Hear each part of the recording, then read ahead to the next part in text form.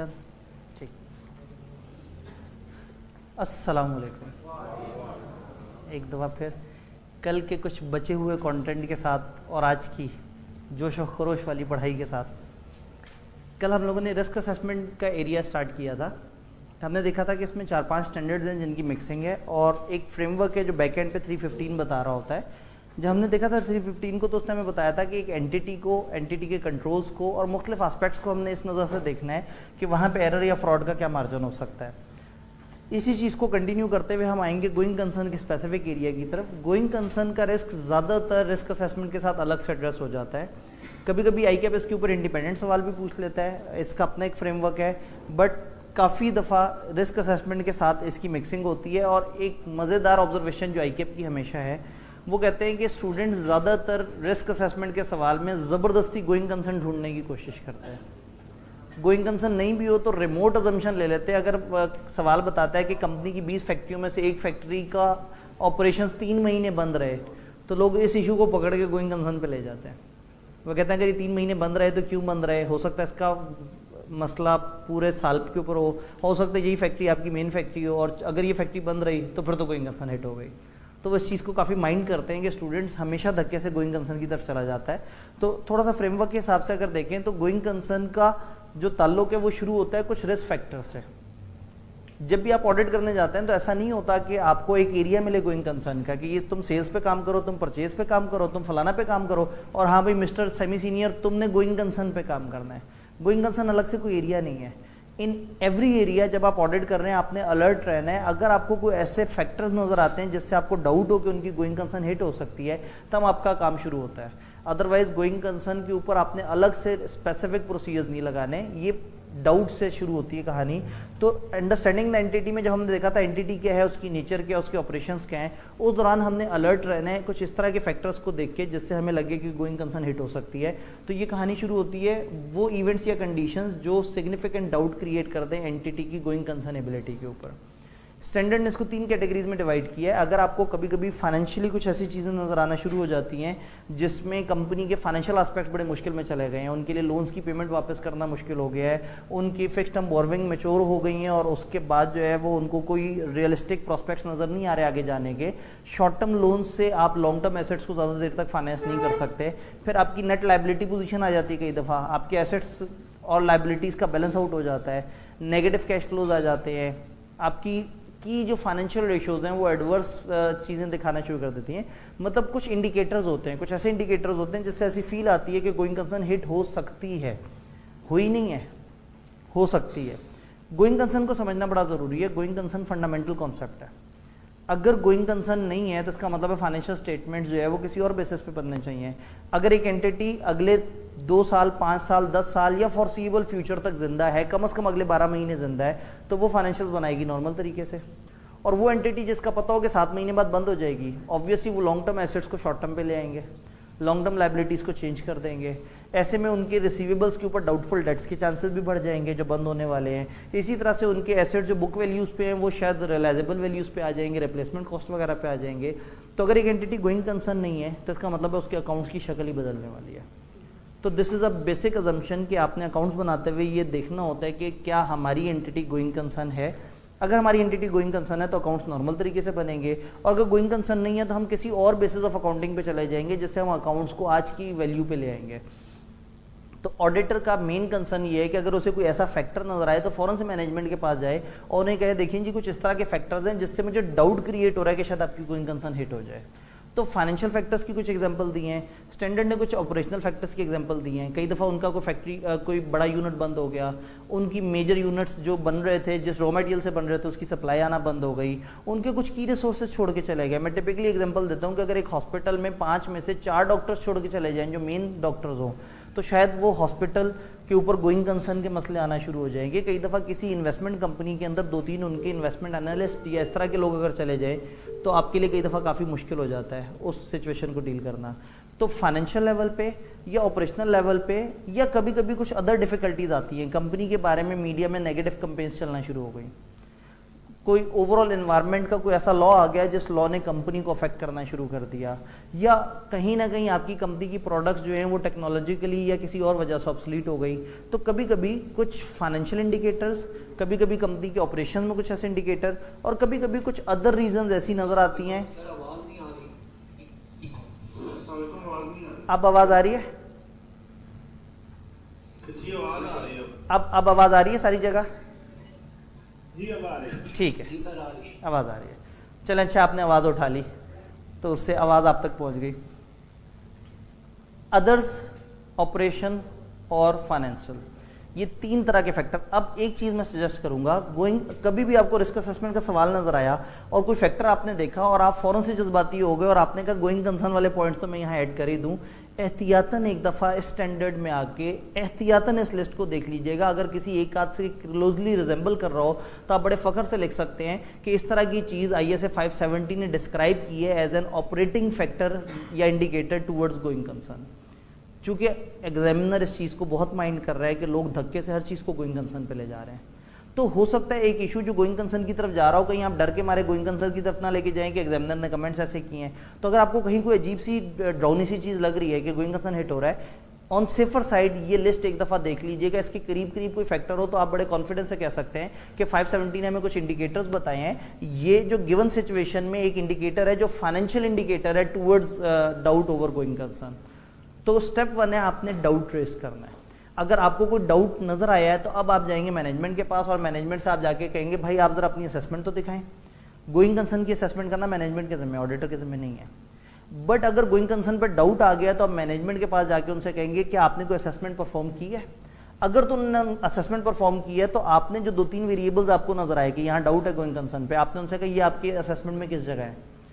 मुझे डाउट है कि आप लोन वापस नहीं कर पा रहे, बताएं आप कैसे सर्वाइव करेंगे। मुझे डाउट है आपकी 4 फैक्ट्रियां बंद हो गई हैं, कैसे सर्वाइव करेंगे। तो जब आपको वो फैक्टर पता होंगे तो आप उनसे कहेंगे कि बताएं आप इसके बारे में क्या असेस करते हैं। तो उनकी असेसमेंट में देखें क्या उन्होंने भी वो इवेंट्स आइडेंटिफाई किए हैं, और अगर उन्होंने भी आइडेंटिफाई किए हैं तो व्हाट आर देयर प्लान्स। और अगर उन्होंने कोई असेसमेंट परफॉर्म नहीं की तो फिर हम उनसे कहेंगे कि हाउ कैन यू से कि आप गोइंग कंसर्न है और कैसे आप अपने फाइनेंशियल स्टेटमेंट्स तरह बना रहे हैं। तो आपने असेसमेंट नहीं भी की तो मुझे असेसमेंट चाहिए, आप इसको असेस करें, मेरे पास कुछ शक हैं, मेरे इन शकों का जवाब चाहिए, मुझे लग रहा है कि आप गोइंग कंसर्न नहीं है, या मुझे डाउट है कि गोइंग कंसर्न आपकी हिट हो सकती है, मुझे आपकी तरफ से एक एक्सप्लेनेशन चाहिए कि कैसे आप फिर भी मुतमईन होकर कह रहे हैं आप गोइंग कंसर्न है। तो असेसमेंट मौजूद है तो उसको ऑडिट करना है, असेसमेंट नहीं मौजूद तो उनके पीछे पड़ जाना है और उन इवेंट्स और कंडीशंस का जिक्र करना है कि इनके बारे में फिर आप क्या कह रहे हैं। देन मैनेजमेंट आपको अपने कुछ रिस्पॉन्सेज देगी, मैनेजमेंट आपको कुछ प्लान्स बताएगी, मैनेजमेंट आपको अपनी असेसमेंट शेयर करेगी। अब मैनेजमेंट ने आपसे असेसमेंट शेयर की, फर्ज करें कि जी अगले 10 महीने हमारी वर्किंग कहती है हम गोइंग कंसर्न है, तो आप कहेंगे नहीं 10 महीने तो मेरे नज़दीक मुनासिब नहीं है, मेरा फ्रेमवर्क मुझे कहता है कि 12 महीने कम अज़ कम आपके सेफ होने चाहिए। तो उनकी असेसमेंट अगर कम है तो मैं उनसे कहूँगा आप अपनी असेसमेंट को एक्सटेंड करें। 12 महीने की उन्होंने असेसमेंट दे दी, इवन देन मैं ये देखूंगा कि 12 महीने के बाद भी जो फैक्टर्स वगैरह हैं वो ओवरऑल किस तरफ डायरेक्शन दे रहे हैं। ऑल दो गोइंग कंसर्न के लिए कम से कम अगले 12 महीने सेफ हों, लेकिन अगले 12 महीने से बियॉन्ड भी थोड़ा सा झांकने की कोशिश करनी है, अंदाज़ा लगाने की कोशिश करनी है कि हालात किस तरफ जा रहे हैं। शायद उसकी वजह से इन 12 महीनों के ऊपर भी आप थोड़ी सी बेहतर वर्किंग कर सके। तो होगा ये कि आप गोइंग कंसर्न के ऊपर अगर एलिगेशन लगा रहे हैं तो मैनेजमेंट से कहेंगे मुझे अपनी असेसमेंट दिखाएं। जब वो अपनी असेसमेंट दिखाएंगे तो देखेंगे कि क्या उनकी असेसमेंट उतनी ही 12 महीने तक है, अगर कम है तो उनको एक्सटेंड करवा के वहाँ तक लेके चलेंगे, और उस असेसमेंट से बियॉन्ड भी थोड़ी सी झांकने की कोशिश ज़रूर करेंगे कि क्या मामला है। असेसमेंट उन्होंने दे दी, अब अगला स्टेप ये है कि वो आपको प्लान देंगे, वो आपको बताएंगे कि देखें जी हम लोन वापस कर नहीं पा रहे, कोई मसला नहीं, हम इक्विटी रेस करेंगे, पैसे आएंगे, लोन वापस करेंगे और कंपनी हंसी खुशी ज़िंदगी गुजारना शुरू कर देगी। या उन्होंने कहा 4 डॉक्टर गए हैं, कोई बात नहीं, 5 डॉक्टरों से हमारी बात चल रही है, 3 ने तो ओके कर दी और 2 ओके करने ही वाले हैं। तो ऑब्वियसली वो आपको कुछ प्लान्स देंगे, कुछ आउटकम्स देंगे, बताएंगे कि हम गोइंग कंसर्न वाले मसले से बाहर कैसे निकलें। तो उनका वो प्लान पकड़ना और उस प्लान को ऑडिट करना है, देखें कि जो वो कह रहे हैं वो करने की पोजीशन में है या नहीं। भाई उन्होंने कह दिया 3 डॉक्टर से हमारी बात हो चुकी है, ओके, आप उनके एग्रीमेंट दिखा दें। 2 से बात चल रही है, ओके, हमें करस्पॉन्डेंसेस दिखा दें। हम शेयर्स इशू करेंगे, शेयर इशू करेंगे, कैसे इशू करेंगे, प्रोस्पेक्टस की क्या वर्किंग आपने की है, आपने कौन कौन से डॉक्यूमेंट बना लिए हैं, कौन सा कंसल्टेंट हायर किया है, किस तरह से जाएंगे। तो कहने का मतलब है कि जो डाउट मुझे रेज हुआ था, जब तक इस डाउट के ऊपर मुझे सेटिस्फैक्ट्री रिस्पांस नहीं मिलेगा मैं मैनेजमेंट के पीछे पड़ा रहूंगा। फिर हो सकता है वो बताएंगे जी हमारे पास इतने पैसे इस वक्त आ जाएंगे, फिर हम यूँ करेंगे, फिर यूँ करेंगे। वो हो सकता है आपको अपने कैश फ्लोज बताएं, हो सकता है अपने वो प्रोस्पेक्ट्स आपसे शेयर करें, तो आपने उन सारी इन्फॉर्मेशन और सारी चीज़ों को देखने के बाद ये डिसाइड करना है कि क्या आप उनकी गोइंग कंसर्न पे मुतमईन हो रहे हैं या नहीं हो रहे। अब इसमें अलग अलग तरह के आउटकम हो सकते हैं। इस वक्त हम जिक्र करेंगे नेगेटिव आउटकम्स की तरफ, या थोड़े बहुत परेशान करने वाले। एक आउटकम ये है कि आपने कहा आप गोइंग कंसर्न नहीं हो, बहुत अच्छे लोग थे, वो मान गए, उन्होंने कहा वाकई आप सही कह रहे हैं, हम गोइंग कंसर्न नहीं है। जब वो गोइंग कंसर्न नहीं है तो उन्हें क्या चाहिए, अकाउंट्स किसी और बेसिस पे लेके जाए। अगर वो वाकई अकाउंट्स किसी और बेसिस पे ले जाए और लिख दें कि वाकई हम गोइंग कंसर्न नहीं, ये अकाउंट गोइंग कंसर्न पे नहीं बने, तो ऑडिटर मुतमईन हो जाएगा क्योंकि यूजर्स तक अब सही इन्फॉर्मेशन जा रही है। अब वो रिपोर्ट खराब नहीं करेगा, लेकिन एम्फेसिस ऑफ मैटर पैराग्राफ जरूर डाल देगा उस पैरा पे जो बता रहा होगा कि ये अकाउंट्स गोइंग कंसर्न पे नहीं बने। उसके अलावा क्या आउटकम आ सकते हैं, आपने अगेन कैश फ्लो फोरकास्ट के ऊपर हमने बात की थी कि अगर वो फोरकास्ट वगैरह आपको दें, अगर आपको अपनी वर्किंग दें, तो आप उस वर्किंग के ऊपर चेक करेंगे, ये देखेंगे कि उनके प्लान्स और वो सारी चीज़ें आपको कामयाब लग रही हैं या नहीं लग रही, जो जजमेंट्स हैं, जो उनकी इंटेंशंस हैं, वो कर पा रहे हैं या नहीं कर पा रहे। इन सारे स्टेप्स के बाद आप इस पॉइंट पे पहुंचेंगे कि या तो उनकी गोइंग कंसर्न ठीक है या उनकी गोइंग कंसर्न गलत है। गलत है और वो मान जाए, ये बात हमने डिस्कस कर ली। गलत है और वो नहीं माने, ये थोड़ी सी परेशानी की बात है। तो स्टेप बाय स्टेप चलेंगे। सबसे पहली सिचुएशन ये है कि गोइंग कंसर्न बेसिस अप्रोप्रिएट नहीं है। आपने जो आपको डाउट था, आपने उस फैक्टर पे काम किया, आपने इनसे देखा, इनके प्लान देखे, वो प्लान आपको बेकार लगा, और उसका प्लान देखने के बाद आप इस यकीन पे पहुंच गए कि इनकी गोइंग कंसर्न की अजम्पशन मुनासिब नहीं है। तो जब गोइंग कंसर्न की अजम्पशन मुनासिब नहीं है तो फंडामेंटल डिस्क्लोजर है, और आपको याद होगा फंडामेंटल डिस्क्लोजर का मसला हमेशा परवेसिव होता है। तो अगर परवेसिव लेवल का मसला आ गया है तो फिर क्या होगा, मेटीरियल में स्टेटमेंट है, फाइनेंशियल में झूठ लिखा हुआ है, फाइनेंशियल में लिखा है गोइंग कंसर्न अजम्पशन है, जबकि गोइंग कंसर्न अजम्पशन वैलिड नहीं है। तो परवेसिव लेवल की जब मेटीरियल में स्टेटमेंट आ गई है तो हम एडवर्स रिपोर्ट इशू कर देंगे, हम कहेंगे आप गोइंग कंसर्न नहीं है। आउटकम नंबर 2 पे चलते हैं। हो सकता है आप कहें कि गोइंग कंसर्न अजम्पशन अप्रोप्रिएट है, आपने उनकी चीज़ों पे वर्किंग की। फॉर एग्जांपल जैसे हमने पीछे कहा कि कुछ कैश फ्लोज होंगे, कुछ और प्रोसीजर्स होंगे, एक एंटिटी पे एक लीगल केस भी हुआ हुआ है, एक फैक्ट्री का मसला भी चल रहा है, कुछ और मसला भी चल रहा है, आपने सारी वर्किंग देखी, जो बाकी 2 मसले थे वो रिजॉल्व हो गए, लीगल केस रिजॉल्व नहीं हुआ। मगर लीगल केस का जब एडवाइजर से पूछा तो उसने कहा जी हमारी फेवर में भी आ सकता है, हमारी अगेंस्ट भी आ सकता है। अब अगर इनकी फेवर में आ गया तो गोइंग कंसर्न ओके है, और इनके अगेंस्ट आ गया तो शायद गोइंग कंसर्न के ऊपर मेटीरियल लेवल के कंसर्न रेज हो जाए। तो इसका मतलब वो जो मैं डाउट था गोइंग कंसर्न का वो तो रिजॉल्व हो गया, बाकी सारी चीज़ें सही हैं, मैं इनकी गोइंग कंसर्न अजम्पशन पे मुतमईन हूँ, लेकिन एक अनसर्टेनिटी स्टिल मौजूद है। अगर वो अनसर्टेनिटी एग्जीक्यूट हो गई तो शायद गोइंग कंसर्न आउट हो जाए, और अगर ना एग्जीक्यूट हुई तो शायद सब सही हो। तो अगर गोइंग कंसर्न ओके है और स्टिल एक अनसर्टेनिटी मौजूद है तो फिर मैं मैनेजमेंट से कहूँगा भाई IAS 37 के मुताबिक आप उसको बड़े वाज़े तरीके से डिस्क्लोज करो, और अगर वो मेरी बात मान जाएं तो फिर तो मेरे पास कोई जवाब नहीं है कि मैं उनकी रिपोर्ट ख़राब करूँ। तो ऐसे में स्टैंडर्ड ने हमें एक एरिया बताया है, उनका अगर गोइंग कंसर्न अजम्पशन अप्रोप्रिएट है मगर एक अनसर्टेनिटी मौजूद है, यानी कि गोइंग कंसर्न अजम्पशन आपको ओके लग रही है लेकिन एक डाउट है, और वो डाउट इसलिए नहीं है कि वो डाउट है, वो इसलिए डाउट है कि उसका आउटकम अभी क्लियर नहीं है, अनसर्टेनिटी है। ये 2 अलग अलग चीज़ें हैं। मैंने देखा इनकी फैक्ट्री तबाह हो गई, मुझे डाउट हुआ कि शायद गोइंग कंसर्न ना हिट हो जाए। मैंने देखा इनके ऊपर लीगल केस चल रहा है, लेकिन लीगल केस इनकी फेवर में भी आ सकता है और अगेंस्ट भी, फैक्ट्री तो तबाह होना बड़ा क्लियर कट नजर आ रहा है। तो अगर मुझे समझ आ गया कि इन्होंने अपने मामलात सुलझा लिए हैं लेकिन अभी भी मेटीरियल अनसर्टेनिटी है, तो मेरी फरमाइश है कि उसको डिस्क्लोज करें। अगर वो उसका प्रॉपर डिस्क्लोजर दे दें तो मैं अपनी अनमॉडिफाइड रिपोर्ट, अनमॉडिफाइड ओपिनियन के अंदर गोइंग कंसर्न वाला पैरा ऐड कर दूंगा। इसकी वर्डिंग बिल्कुल एम्फेसिस ऑफ मैटर पैराग्राफ की तरह होती है। आप कहते हैं we draw your attention towards note number फलाना, जहां फलाना अनसर्टेनिटी का जिक्र है। स्टैंडर्ड ने एक्सप्रेसली हमें कहा है कि यहाँ आपने 570 वाला नोट डालना है। मैं आपको याद कराऊंगा कि जब 705 और 706 पढ़ रहे थे तो 706 में एम्फेसिस ऑफ मैटर पैराग्राफ में लिखा था कि emphasis of matter paragraph substitute नहीं है फलाना इशू का, फलाना इशू का और गोइंग कंसर्न वाले इशू का। तो अगर सब कुछ ओके है बट एक अनसर्टेनिटी जो कि प्रॉपर्ली डिस्क्लोज भी है, आपको उसके ऊपर डाउट है, तो आप साफ रिपोर्ट के अंदर गोइंग कंसर्न का एक पैरा ऐड कर सकते हैं जिसमें आप कहेंगे कि हम आपकी तवज्जो इस इशू की तरफ करा रहे हैं जिसमें अभी डाउट है, ये अनसर्टेन इशू है, तो काइंडली इसे देख लें ताकि यूजर्स डिसीजन लेने से पहले देख लें कि वो अनसर्टेनिटी एग्जीक्यूट हुई है या नहीं हुई है और कंपनी के क्या हालात हुआ क्या आते हैं। एक दूसरा आउटकम भी हो सकता है, आपने उनसे कहा अनसर्टेनिटी है डिस्क्लोज कर दो, वो नहीं माने आपकी बात। अब वो जो लीगल केस है जिसका मैं जिक्र कर रहा हूँ वो परवेसिव लेवल का भी हो सकता है, मेटीरियल लेवल का भी हो सकता है। तो इसका मतलब है वो डिस्क्लोजर जो आप उन्हें कह रहे हैं वो मेटीरियल डिस्क्लोजर भी हो सकता है, परवेसिव भी। तो अगर उन्होंने वो मेटीरियल या परवेसिव डिस्क्लोजर आपके कहने के बावजूद भी डिस्क्लोज नहीं किया तो आप क्वालिफाइड या एडवर्स ओपिनियन की तरफ जा सकते हैं। ये एक और आउटकम, यानी इस स्टैंडर्ड के अंदर डिफरेंट तरह की आउटकम्स आ रही हैं। गोइंग कंसर्न वैलिड नहीं थी, आपने कहा अकाउंट दूसरी तरह से बनाओ, उन्होंने बना ली दूसरी तरह से, ओके। साफ report, emphasis of matter paragraph, उस बेसिस पे जिस पे अकाउंट्स बने हैं।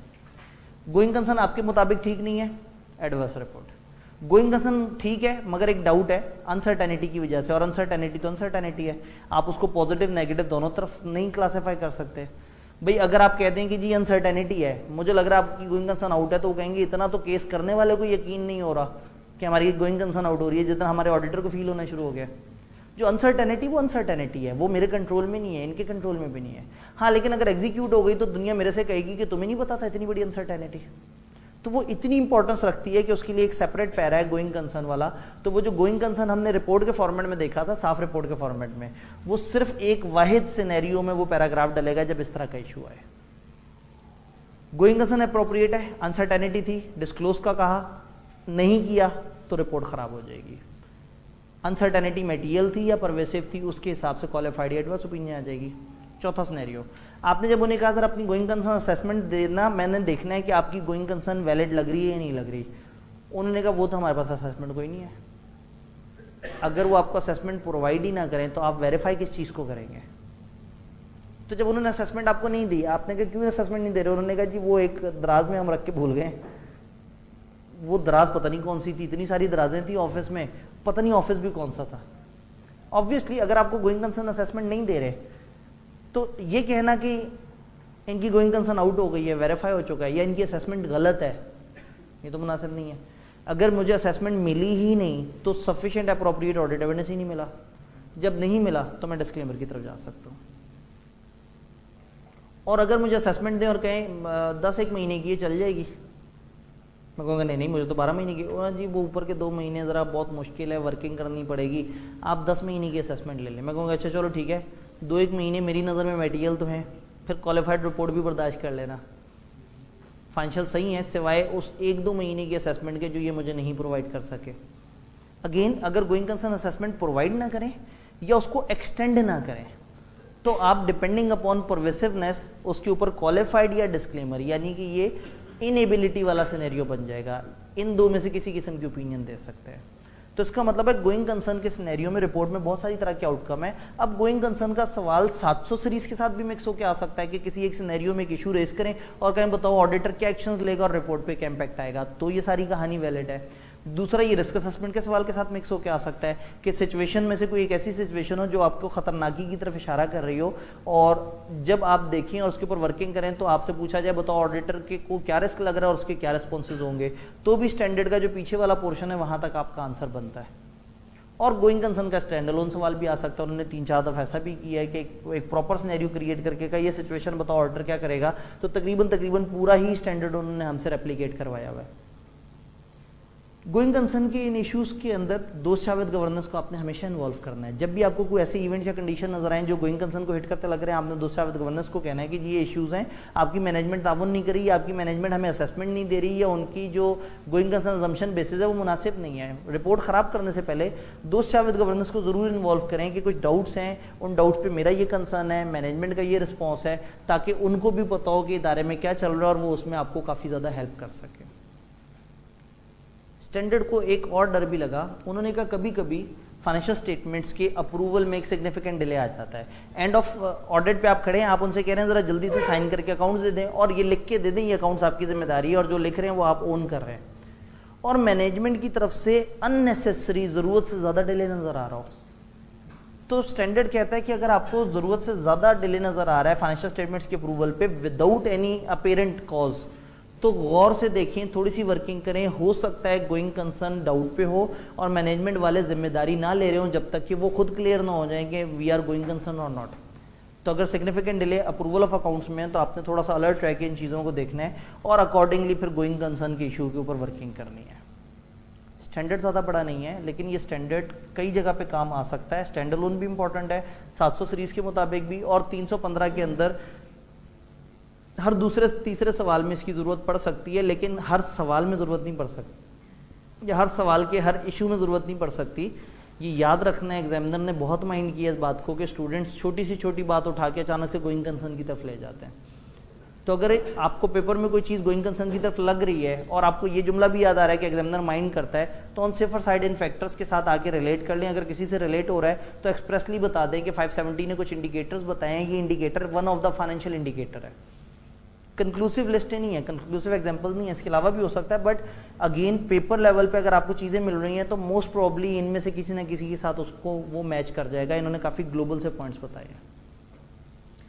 ये हमारा गुज़िश्ता कल वाला टारगेट था जो कि हमारा मिस हो गया था एक्सेसिव सवालों की वजह से, और सवाल तो हमने आज आखिरी सेशन पे रखे ही हैं। आज का सेशन शुरू करते हैं। 240 फ्रॉड से रिलेटेड थोड़ा सा कोशिश करेंगे कि बाकी एरियाज़ को कंप्रेस करके हम ज़्यादा टाइम स्पेंड करें रिस्क असेसमेंट के सवाल को आंसर करने के ऊपर कि उसके अंदर क्या क्या चीज़ें आपको हेल्प हो सकती है। तो हमने देखा ओवरऑल रिस्क कैसे मिलेगा, एंटिटी को समझें, उसकी नेचर को समझें, उसकी ट्रांजैक्शंस को समझें, उसके ऑपरेशंस को समझें, उसके माहौल को समझें, उसके कंट्रोल्स को समझें। टिपिकली एक सवाल में से 3-4 रिस्क शायद आपको उस फ्रेमवर्क की मदद से आराम से मिल जाए। फिर एक ओवरऑल फ्रेमवर्क है कि आपने एक अकाउंटेंट की नज़र से देखना है कि कहाँ कहाँ गलती हो सकती है। कुछ रिस्क ऐसे होते हैं जो फ्रॉड की तरफ इंडिकेशन कर रहे होते हैं। फ्रॉड अगेन एक इंटेंशनल एक्ट है। मैनेजमेंट, दोषावत गवर्नेंस, एम्प्लॉयज़ किसी भी तरफ से एक जानबूझ के की गई ऐसी हरकत जिससे नुकसान हो सकता है या जिसका मकसद जो है वो धोखा देना है। फ्रॉड तो बहुत सारी तरह के हैं, मैंने उन फ्रॉड्स के ऊपर ज़्यादा ध्यान नहीं देना। अगेन ऑडिटर का स्कोप ये नहीं है कि उसने आके फ्रॉड पकड़ना है। फ्रॉड डिटेक्ट करना और फ्रॉडिये को सज़ा देना है मैनेजमेंट की जिम्मेदारी। ऑडिटर की क्या जिम्मेदारी है? इस चीज़ के ऊपर सफिशिएंट अप्रोप्रिएट एविडेंस हासिल करे कि क्या financial statement true and fair view दे रहे हैं या नहीं दे रहे। Financial statement true and fair view तब देते हैं जब उसमें मटेरियल मिसस्टेटमेंट ना हो, और मटेरियल मिसस्टेटमेंट तब नहीं होती जब एरर और फ्रॉड ना हो। तो इसका मतलब अगर फ्रॉड हुआ तो fraud can cause material misstatement, मगर सारे फ्रॉड मटेरियल मिसस्टेटमेंट कॉज नहीं करते। कुछ ऐसे भी फ्रॉड होते हैं जिसमें एम्प्लॉय लेवल पे फ्रॉड हुआ होता है, किसी एक एम्प्लॉय ने दूसरे से कोई फ्रॉड किया है। कोई ऐसा फ्रॉड भी होता है जिसमें कोई और चीज़ इस तरह की लिख के धोखा दिया होता है जिसका फाइनेंशियल इंपैक्ट कोई नहीं होता। ऑडिटर एंटिटी में मौजूद हर फ्रॉड के लिए जिम्मेदार नहीं है। मैं टिपिकली एक एग्जांपल देता हूँ कि फर्ज करें एक एम्प्लॉय ने बड़ी मजे की प्रेजेंटेशन बनाई कि मैं अपने बॉस को दिखाऊंगा और मुझे प्रमोशन मिलेगी, और दूसरे एम्प्लॉय ने उसकी प्रेजेंटेशन चोरी कर ली और उसने बॉस को दिखा के प्रमोशन ले ली। ऑडिटर को कोई लेना देना नहीं है इस फ्रॉड से। हाँ, किसी ने फ्रॉड किया, इन्वेंट्री खा गया, किसी ने कंपनी के सेल्स ऑर्डर के दरमियान में से कोई अपना बेनिफिट निकाल लिया, किसी ने कंपनी के अकाउंट्स में हेर फेर कर दी, ये वो फ्रॉड है जो कि अकाउंट्स को हिट कर रहे हैं। तो ऑडिटर हर फ्रॉड के पीछे नहीं जाता, वो अकाउंट्स को हिट करने वाले फ्रॉड के पीछे जाता है। जैसे गोइंग कंसर्न कुछ रिस्क फैक्टर्स से स्टार्ट हुआ था, इसी तरह से फ्रॉड भी कुछ रिस्क फैक्टर्स से स्टार्ट हो रहा है। अगेन फाइनेंशियल स्टेटमेंट्स को ऑडिट करते हुए सेल्स के एरिया पे काम होता है, परचेज, अलग अलग एरियाज पे काम होता है, बट ऐसा नहीं होता कि एक एरिया हो जिसका नाम हो फ्रॉड और हम कहें हाँ भाई टीम में से फलाना बंदे तुमने फ्रॉड के एरिया पे काम करना है। बाकी चीज़ों को ऑडिट करते हुए 315 के मुताबिक एंटिटी की अंडरस्टैंडिंग लेते हुए, कंट्रोल्स को समझते हुए, सिस्टम को समझते हुए आपको कभी कभी कुछ ऐसे फैक्टर्स नज़र आते हैं जिससे आपको लगता है कि यहाँ शायद फ्रॉड हुआ होगा। क्योंकि फ्रॉड एक इंटेंशनल एक्ट है, एरर नहीं है। एरर होता है ना, वो कहीं ना कहीं कुछ ना कुछ मिल जाता है। एरर हो, ट्रायल टैली नहीं होगा, एरर हुआ होगा, कहीं ना कहीं कोई एंट्री आउट हो गई होगी, मगर जिसने फ्रॉड किया होगा उसने एंट्रियाँ भी टैली की होंगी। ऐसे में मतलब मुझे बड़ा मज़ेदार सा लगता है, आईफेक ने बहुत अच्छे वर्ड्स इस्तेमाल किए फ्रॉड करने वाले के लिए। उन्होंने कहा फ्रॉड करने वाला सोफिस्टिकेटेड टेक्निक्स यूज़ करके फ्रॉड छुपाता है। मतलब बड़ा मोदबर उनको जो है ना, उन्होंने कहा कि फ्रॉड करने वाला तो बड़ा कमाल आदमी है, बहुत ही सोफिस्टिकेशन से वो फ्रॉड को छुपाता है। तो बताने ही चाह रहे हैं कि फ्रॉड चूंकि जान के छुपा दिया जाता है तो इसको पकड़ना मुश्किल है।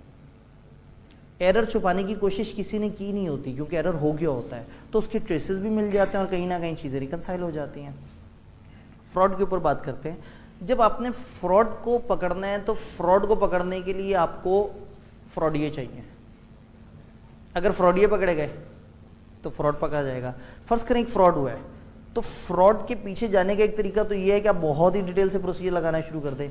दूसरा तरीका ये है कि आप देखें कि ये फ्रॉड फ़ायदा कैसे दे रहा है। फिर ये देखें ये फ्रॉड किन लोगों की मौजूदगी में हुआ है। ये देखिए इस फ्रॉड के पीछे रीज़न क्या है, कौन सा ताला खुला हुआ था, वो ताला किसके कंट्रोल में था, क्यों खुला हुआ था। मतलब अगर कहीं फ्रॉड हुआ है तो फ्रॉड किसी वजह से हुआ है, फ्रॉड की वजह मिल जाए तो फ्रॉड भी मिल जाएगा। तो होता ये है कि during the course of audit हम अलर्ट रहते हैं। स्टैंडर्ड ने 3 बेसिक रीजंस बताई हैं, 3 बेसिक फैक्टर्स बताए हैं जो फ्रॉड की तरफ लेके जाते हैं। नंबर 1, लोगों की एटीट्यूड या रैशनल्स।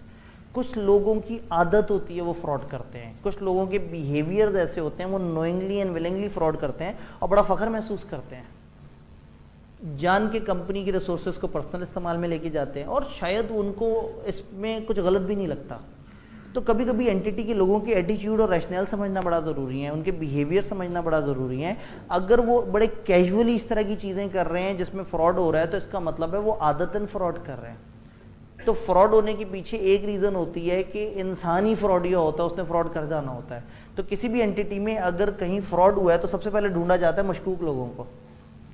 जब भी कहीं कोई चोरी होती है पुलिस 4-5 लोगों को तो लाजमी पकड़ के जाती है जिन पे हर दफ़ा ही शक जाता है कि ये तो मशकूक लोगों की डेफिनेशन में आते हैं। तो फ्रॉड के पीछे one of the root cause can be वो एटीट्यूड या रैशनल जिसकी वजह से फ्रॉड होता है। तो अक्सर लोग फ्रॉड करते हैं और फ्रॉड करते हुए बिल्कुल शर्म महसूस नहीं करते, जिसकी वजह से फ्रॉड हो जाता है। तो ऐसे एटीट्यूड, ऐसे करैक्टर्स, ऐसी अप्रोचेस को खास ध्यान में देना होता है। अगर आप एक एंटिटी में गए हैं और एंटिटी में आप फर्ज करें आप उनके साथ ऑडिट में डीलिंग कर रहे हैं और आपने उन्हें कहा कि ये डाटा मुझे यूएसबी में चाहिए, उन्होंने कहा डाटा बहुत ज़्यादा है, बड़ी यूएसबी दो। आपने कहा जी वो बड़ी यूएसबी तो मेरे पास नहीं, उन्होंने कहा है आप रिक्विजिशन डाल दें, मसला कोई नहीं। हमें तो जब भी कोई मसला होता है, हमारा तो कंप्यूटर सही भी चल रहा होता है, मसला कोई नहीं, हम नए कंप्यूटर की रिक्विजिशन डाल देते हैं, नया कंप्यूटर आता है, पुराने कंप्यूटर को डिस्कार्ड कर देते हैं। आपको तो पता है बाद में फिर घर ही ले जाते हैं। अगर आपको नज़र आ रहा है उनके एटीट्यूड, उनके बिहेवियर से नज़र आ रहा है कि उनकी सरिश्त में फ्रॉड है, वो नियतन फ्रॉड करते हैं, आदतन फ्रॉड करते हैं, तो इससे यू शुड रिमेन अलर्ट उन लोगों से कि वहाँ पे फ्रॉड हो सकता है। तो फ्रॉड के पीछे एक रीज़न होती है कि फ्रॉड करने वाला कई दफ़ा फ्रॉड को फ्रॉड नहीं मानता। कई दफ़ा आप एंटिटी के रिसोर्सेज को पर्सनल यूज़ के लिए इस्तेमाल करते हैं, कई दफ़ा क्लाइंट्स के प्रिंटर से फोटोकॉपी कराते हैं अपने नोट्स, पास पेपर्स और इस तरह की चीज़ें, और आपको बुरा नहीं लगता। जिस दिन ये बुरा लगना बंद हो जाता है ना, उस दिन फ्रॉड शुरू हो जाते हैं। मैं आप लोग मेरे से नज़रें चुराना क्यों शुरू हो गए? मैं तो जस्ट एक रैंडमली एक बात कर रहा था। तो ऑब्वियसली आपको जब वो बुरा नहीं लग रहा ना, तो यही होता है, जो जिसका जितना हाथ पड़ता है वो उस लेवल पे उतना खेल रहा होता है। तो एंटिटी में आके ये देखें कि वहाँ लोगों के रैशनल्स क्या हैं। लोगों को अगर ये चीज़ कैजुअल लगती है कि एंटिटी के एसेट्स इस्तेमाल कर लो, इन्वेंट्री ज़्यादा मंगवा लो थोड़ी सी, चलो अपने घर चली जाएगी, एक्स्ट्रा आवर्स क्लेम कर देना, बिला वजह ओवर टाइम क्लेम कर देना, लोगों की आदत बन गई होती है कई दफ़ा। तो ऐसे एटीट्यूड्स आपको फ्रॉड की तरफ लेके जाते हैं। तो एक तो आपने अलर्ट रहना है ऐसे एटीट्यूड्स की तरफ कि कौन कौन से लोग हैं, उनके किस तरह के एटीट्यूड्स हैं, प्लस जो इंसान एक दफ़ा फ्रॉड की आदत पड़ गई होती है उसे चांसेस हैं कि वो फ्रॉड को ज़्यादा दफ़ा रिपीट करेगा। तो एंटिटी में आप उनसे रिटर्न रिप्रेजेंटेशन जब ले रहे होते हैं ना, तो उसमें आप उनसे ये ज़रूर लिखवाते हैं कि हमें आइडेंटिफाई करें कि आपको कौन कौन से फ्रॉड आपको पता लगे हैं, और फिर हमें वो भी बताएं कि जहाँ जहाँ आप सस्पेक्ट करते हैं कि फ्रॉड हुआ होगा, तो जो उनके सस्पेक्ट्स हैं मैंने उन पर ज़रा खास ध्यान दे रहा है। सेकेंड रीज़न फ्रॉड की परसीव्ड अपॉर्चुनिटी। जिस जिस जगह अपॉर्चुनिटी मौजूद होती है वहाँ फ्रॉड होने के चांसेस बढ़ जाते हैं। मशहूर कोटेशन है, शरीफ वो है जिसे मौका नहीं मिला। तो जिसको मौका मिलेगा तो शरीफ तरीन आदमी भी फ्रॉड करेगा। ये तो फ्रॉड इसलिए कर रहा था कि बंदा ही ख़राब था, ये इसलिए फ्रॉड कर रहा है कि बंदा ख़राब नहीं है, लेकिन मुसलसल ज़माना उसे कह रहे हैं यार क्यों नहीं कर रहे फ्रॉड, क्यों नहीं कर रहे, देखो ये एसेट पड़ा हुआ है, उठा लो, नहीं पता लगेगा किसी को। तो जितने वीक कंट्रोल्स होंगे ना उतनी फ्रॉड की अपॉर्चुनिटी। तो अब अगेन सवाल अगर आपको पेपर में दिया हुआ और आपको कहीं वीक कंट्रोल्स नज़र आ रहे हैं तो आप दोनों तरफ चले जाएंगे। आप कहेंगे यहाँ एरर्स होने के चांसेस भी बहुत ज़्यादा हैं, और इतने ज़्यादा वीक कंट्रोल्स होने की वजह से there is a perceived opportunity कि यहाँ पे फ्रॉड होगा। तो जितना ज़्यादा कंट्रोल वीकनेसेस है, डेफिशिएंसीज हैं, उतना ज़्यादा फ्रॉड होने की प्रोबेबिलिटी बढ़ जाएगी। तो auditor would remain more alert on those areas जहाँ उसके कंट्रोल्स ने उसको एक बड़ी स्ट्रॉन्ग वीकनेस आइडेंटिफाई करके दी है। सब्सटैंटिव प्रोसीजर्स तो वहाँ लगाएगा ही लगाएगा, लेकिन फ्रॉड को ज़रूर जहन में रखेगा। तीसरी रीज़न फ्रॉड की, कई दफ़ा लोगों के पास फ्रॉड करने का इंसेंटिव होता है, कई दफ़ा फ्रॉड करने से उन्हें फ़ायदा होता है। कल हम बात कर रहे थे कि ये देखें कि लोगों को बोनस किस वजह से मिलता है, जो ज़्यादा सेल करता है, और अकाउंट्स जिन लोगों के पास हैं जब वो सेल्स अच्छी शो करते हैं तो उनको अच्छे बोनस मिलते हैं, तो उनके पास एक इंसेंटिव है फ्रॉड करने का, उनको फ़ायदा हो रहा है फ्रॉड करने से। और कभी कभी कुछ लोग ऐसी मुश्किल सिचुएशन में होते हैं कि दे आर अंडर प्रेशर कि वो फ्रॉड करें। तो एंटिटी में जब भी आपको ऐसी सिचुएशन नज़र आए, ऐसे स्ट्रेस नज़र आए, ऐसे हालात नज़र आए, इस किस्म के चांसेस नज़र आए, इस किस्म की अपॉर्चुनिटीज़, इस किस्म की एटीट्यूड, जब इनमें से कोई भी चीज़ नज़र आए तो देयर आर चांसेस के फ्रॉड हो सकते हैं। अगेन फ्रॉड रिस्क फैक्टर के ऊपर स्टैंडर्ड के एंड पे बड़ा लंबा चौड़ा सा लेक्चर है जिसमें उन्होंने कोई 70-80 से ज़्यादा फ्रॉड करने के तरीके सिखाए हैं। अगेन मतलब वो फ्रॉडिये को पकड़ने के लिए आपको फ्रॉडिये वाला माइंड चाहिए, तो उन्होंने मुख्तलिफ तरह के फैक्टर्स बताए कि इस तरह की एटीट्यूड, इस तरह की अपॉर्चुनिटी, इस तरह के प्रेशर को आपने ध्यान में रखना है कि ये फ्रॉड की तरफ जा सकता है। तो ज़िंदगी में एक दफ़ा पेपर में जाने से पहले वो एनेक्जर पढ़ना ज़रूरी है। मैं ये नहीं कह रहा उस एनेक्जर को बार बार पढ़ें या उसके ऊपर बहुत अकीदा रखें या यकीन मतलब ईमान ले आएँ, उसको एक दफ़ा कम से कम पढ़ के समझ ज़रूर लें। उससे आपका माइंड थोड़ा सा ब्रॉडन होगा और एक नॉर्मल सिचुएशन में 315 की शायद किसी फैक्टर से आप फ्रॉड की तरफ चीज़ों को पिक कर सकें। तो फ्रॉड के लिए थोड़ा सा आउट ऑफ द वे जाके सोचना पड़ता है और उसके लिए खुद फ्रॉडी वाला माइंड चाहिए। अब ज़ाहिर है आप उतने बुरे तो है नहीं, तो वो जो फ्रेमवर्क जब आप देखेंगे तो उसके अंदर आपको बहुत सारी अच्छी खासी एग्जांपल्स दी हुई होंगी जिसको पढ़ के आपको कम से कम एक आइडिया हो जाएगा कि दीज आर द थिंग्स जिनको सोचा जा सकता है कि हाँ ये फ्रॉड की तरफ जा रही है। तो ये 3 तरह के फ्रॉड रिस्क फैक्टर्स हैं और 2 तरह के फ्रॉड हमारे लिए इंपॉर्टेंट होते हैं, वो भी हम 2 तरह के फ्रॉड पे बाद में डिस्कस करते हैं। तो जिस मैं एनेक्जर का जिक्र कर रहा हूँ उसमें ये 3 तरह के फैक्टर्स उन 2 तरह के फ्रॉड्स में यूँ समझें कि 6 कैटेगरीज बन गई। कैटेगरी 1 फ्रॉड, इन 3 के अंदर क्या क्या पॉसिबिलिटीज़ हैं। कैटेगरी 2 तो एक दफ़ा आपने उसे बार बार नहीं देखना, ना बहुत ज़्यादा हाईलाइट करना है, बट वंस उसे पढ़ ज़रूर लेना है ताकि आपका माइंड उस लेवल पे मैच्योर हो जाए कि आप उस चीज़ को उस तरह से तैयार कर सकें। हम एक स्टेप आगे जाते हैं। फ्रॉड 2 तरह के हैं, एक है fraudulent financial reporting. Fraudulent financial reporting असल में फ्रॉड नहीं है लेकिन यूज़र्स के साथ फ्रॉड है। यहाँ कुछ चोरी नहीं हुआ, यहाँ कोई पैसे आगे पीछे नहीं हुए हैं, मगर अकाउंट्स के साथ गड़बड़ हुई है, अकाउंट्स में हेर फेर हुई है। वही बात है, सेल्स ज़्यादा दिखाने का हरगिज़ मतलब नहीं है कि आपने पैसे चोरी किए हैं। सेल्स ज़्यादा दिखाने का मतलब है आपने अकाउंट्स में डेबिट क्रेडिट्स वगैरह में कोई गड़बड़ की है। तो फ्रॉडुलेंट फाइनेंशियल रिपोर्टिंग का मतलब है फाइनेंशियल स्टेटमेंट्स में हेर फेर। तो फाइनेंशियल स्टेटमेंट्स को अगर विंडो ड्रेस किया है, उसमें कुछ चीज़ें आगे पीछे की हैं, कुछ रसीदों को आगे पीछे गलत टाइमिंग से रिकॉर्ड किया है, चीज़ों को थोड़ा सा मैनिपुलेट किया है जान के, तो ये सब फ्रॉडुलेंट फाइनेंशियल रिपोर्टिंग है। फ्रॉडुलेंट फाइनेंशियल रिपोर्टिंग कॉमनली वहाँ होती है जहाँ मैनेजमेंट अपने ओवरराइड ऑफ कंट्रोल्स को यूज़ कर रही हो, जहाँ मैनेजमेंट को ईयर एंड के बाद बहुत ज़्यादा एडजस्टमेंट करने की इजाज़त हो, जहाँ मैनेजमेंट अपनी ही एंट्रियों को बगैर किसी अप्रूवल के अपडेट करने की पोजीशन में हो, यानी कि जहाँ जहाँ मैनेजमेंट का जोर ज़्यादा होगा, जहाँ जहाँ मैनेजमेंट को ज़्यादा एक्सेस मिली हुई होगी कंट्रोल्स के ऊपर, वहाँ वहाँ फ्रॉड होने के चांसेस थोड़े से ज़्यादा बढ़ जाते हैं। तो fraudulent financial reporting is financial statements में हेर फेर ऐसे कि वो ट्रू एंड फेयर व्यू ना दे सके। जबकि अगर हम दूसरी तरफ बात करें तो वो है मिसअप्रोप्रिएशन एसेट्स। एसेट्स में कोई हेर फेर, एसेट्स चोरी कर लेना, कंपनी के पैसे कुछ अरसे तक अपनी जेब में रखना, बाद में इस्तेमाल कर लेना, कंपनी के एसेट्स को मिसयूज़ कर लेना, मुख्तलिफ जगह पे मुख्तलिफ कंपनी की ऑर्डर्स के अगेंस्ट जो माल आए बाहर बाहर गायब कर देना, मुख्तलिफ तरह की इस तरह की चीज़ें सेट कर लेना जिसमें कंपनी के एसेट्स के साथ आप कुछ गड़बड़ कर रहे हैं। मोस्ट ऑफ द टाइम जब आप एसेट्स में गड़बड़ करते हैं तो उस एसेट्स की गड़बड़ छुपाने के लिए आपको अकाउंट्स में भी गड़बड़ करनी पड़ती है। तो अक्सर मिसअप्रोप्रिएशन एसेट्स के पीछे ऑटोमेटिकली एक फ्रॉडुलेंट फाइनेंशियल रिपोर्टिंग भी होती है। तो जिस एनेक्जर का मैं आपसे जिक्र कर रहा था उसमें फ्रॉडुलेंट फाइनेंशियल रिपोर्टिंग और मिसअप्रोप्रिएशन एसेट्स, उन तीनों तरह के फैक्टर्स के अगेंस्ट कौन कौन सी तरह से हो सकती है या उसकी क्या क्या एग्जांपल्स हैं, स्टैंडर्ड ने एक बहुत लंबी चौड़ी सी एग्जांपल्स की लिस्ट दी हुई है। एक दफ़ा ज़रूर पढ़िएगा, उससे आपको इन सारे फैक्टर्स और इन दोनों तरह के फ्रॉड्स के ऊपर एक अच्छी ग्रिप डेवलप हो जाती है। देन आप किसी बड़े सिनेरियो में से आइडेंटिफाई कर सकेंगे कि ये क्या है और किस तरह से होगा।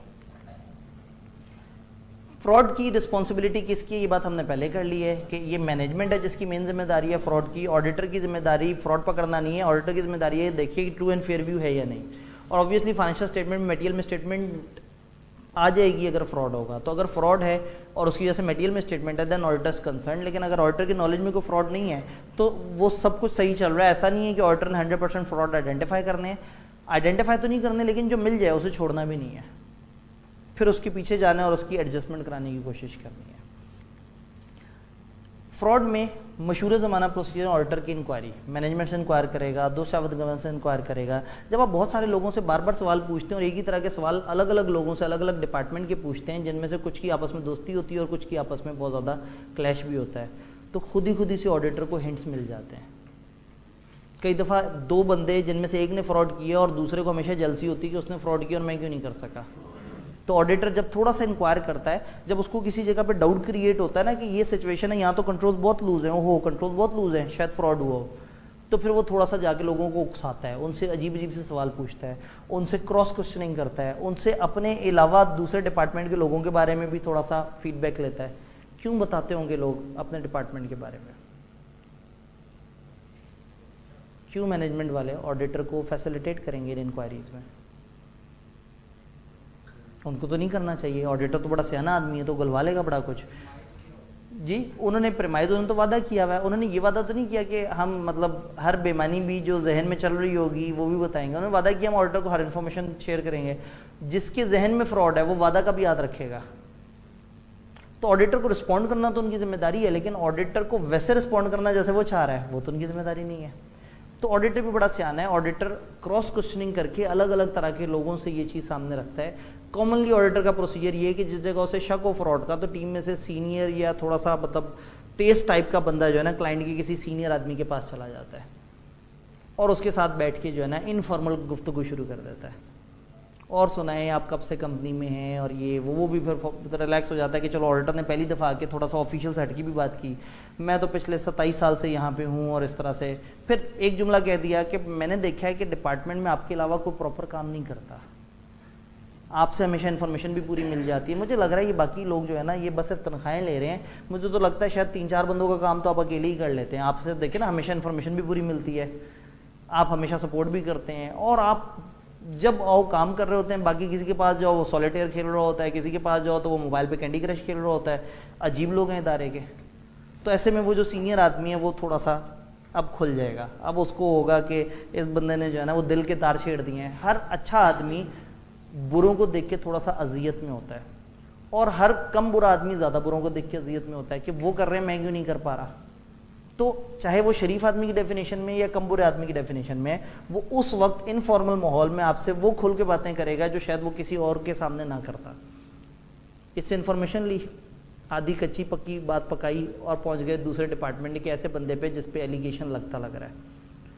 उसको जाके कहा कि मैंने तो उड़ती उड़ती सुनी है, बल्कि वो फलाना साहब भी कुछ इस तरह की बातें कर रहे थे, क्योंकि वो तो मुझे पता है, मैं बताऊं उसके बारे में, ये मसला ये मसला ये मसला।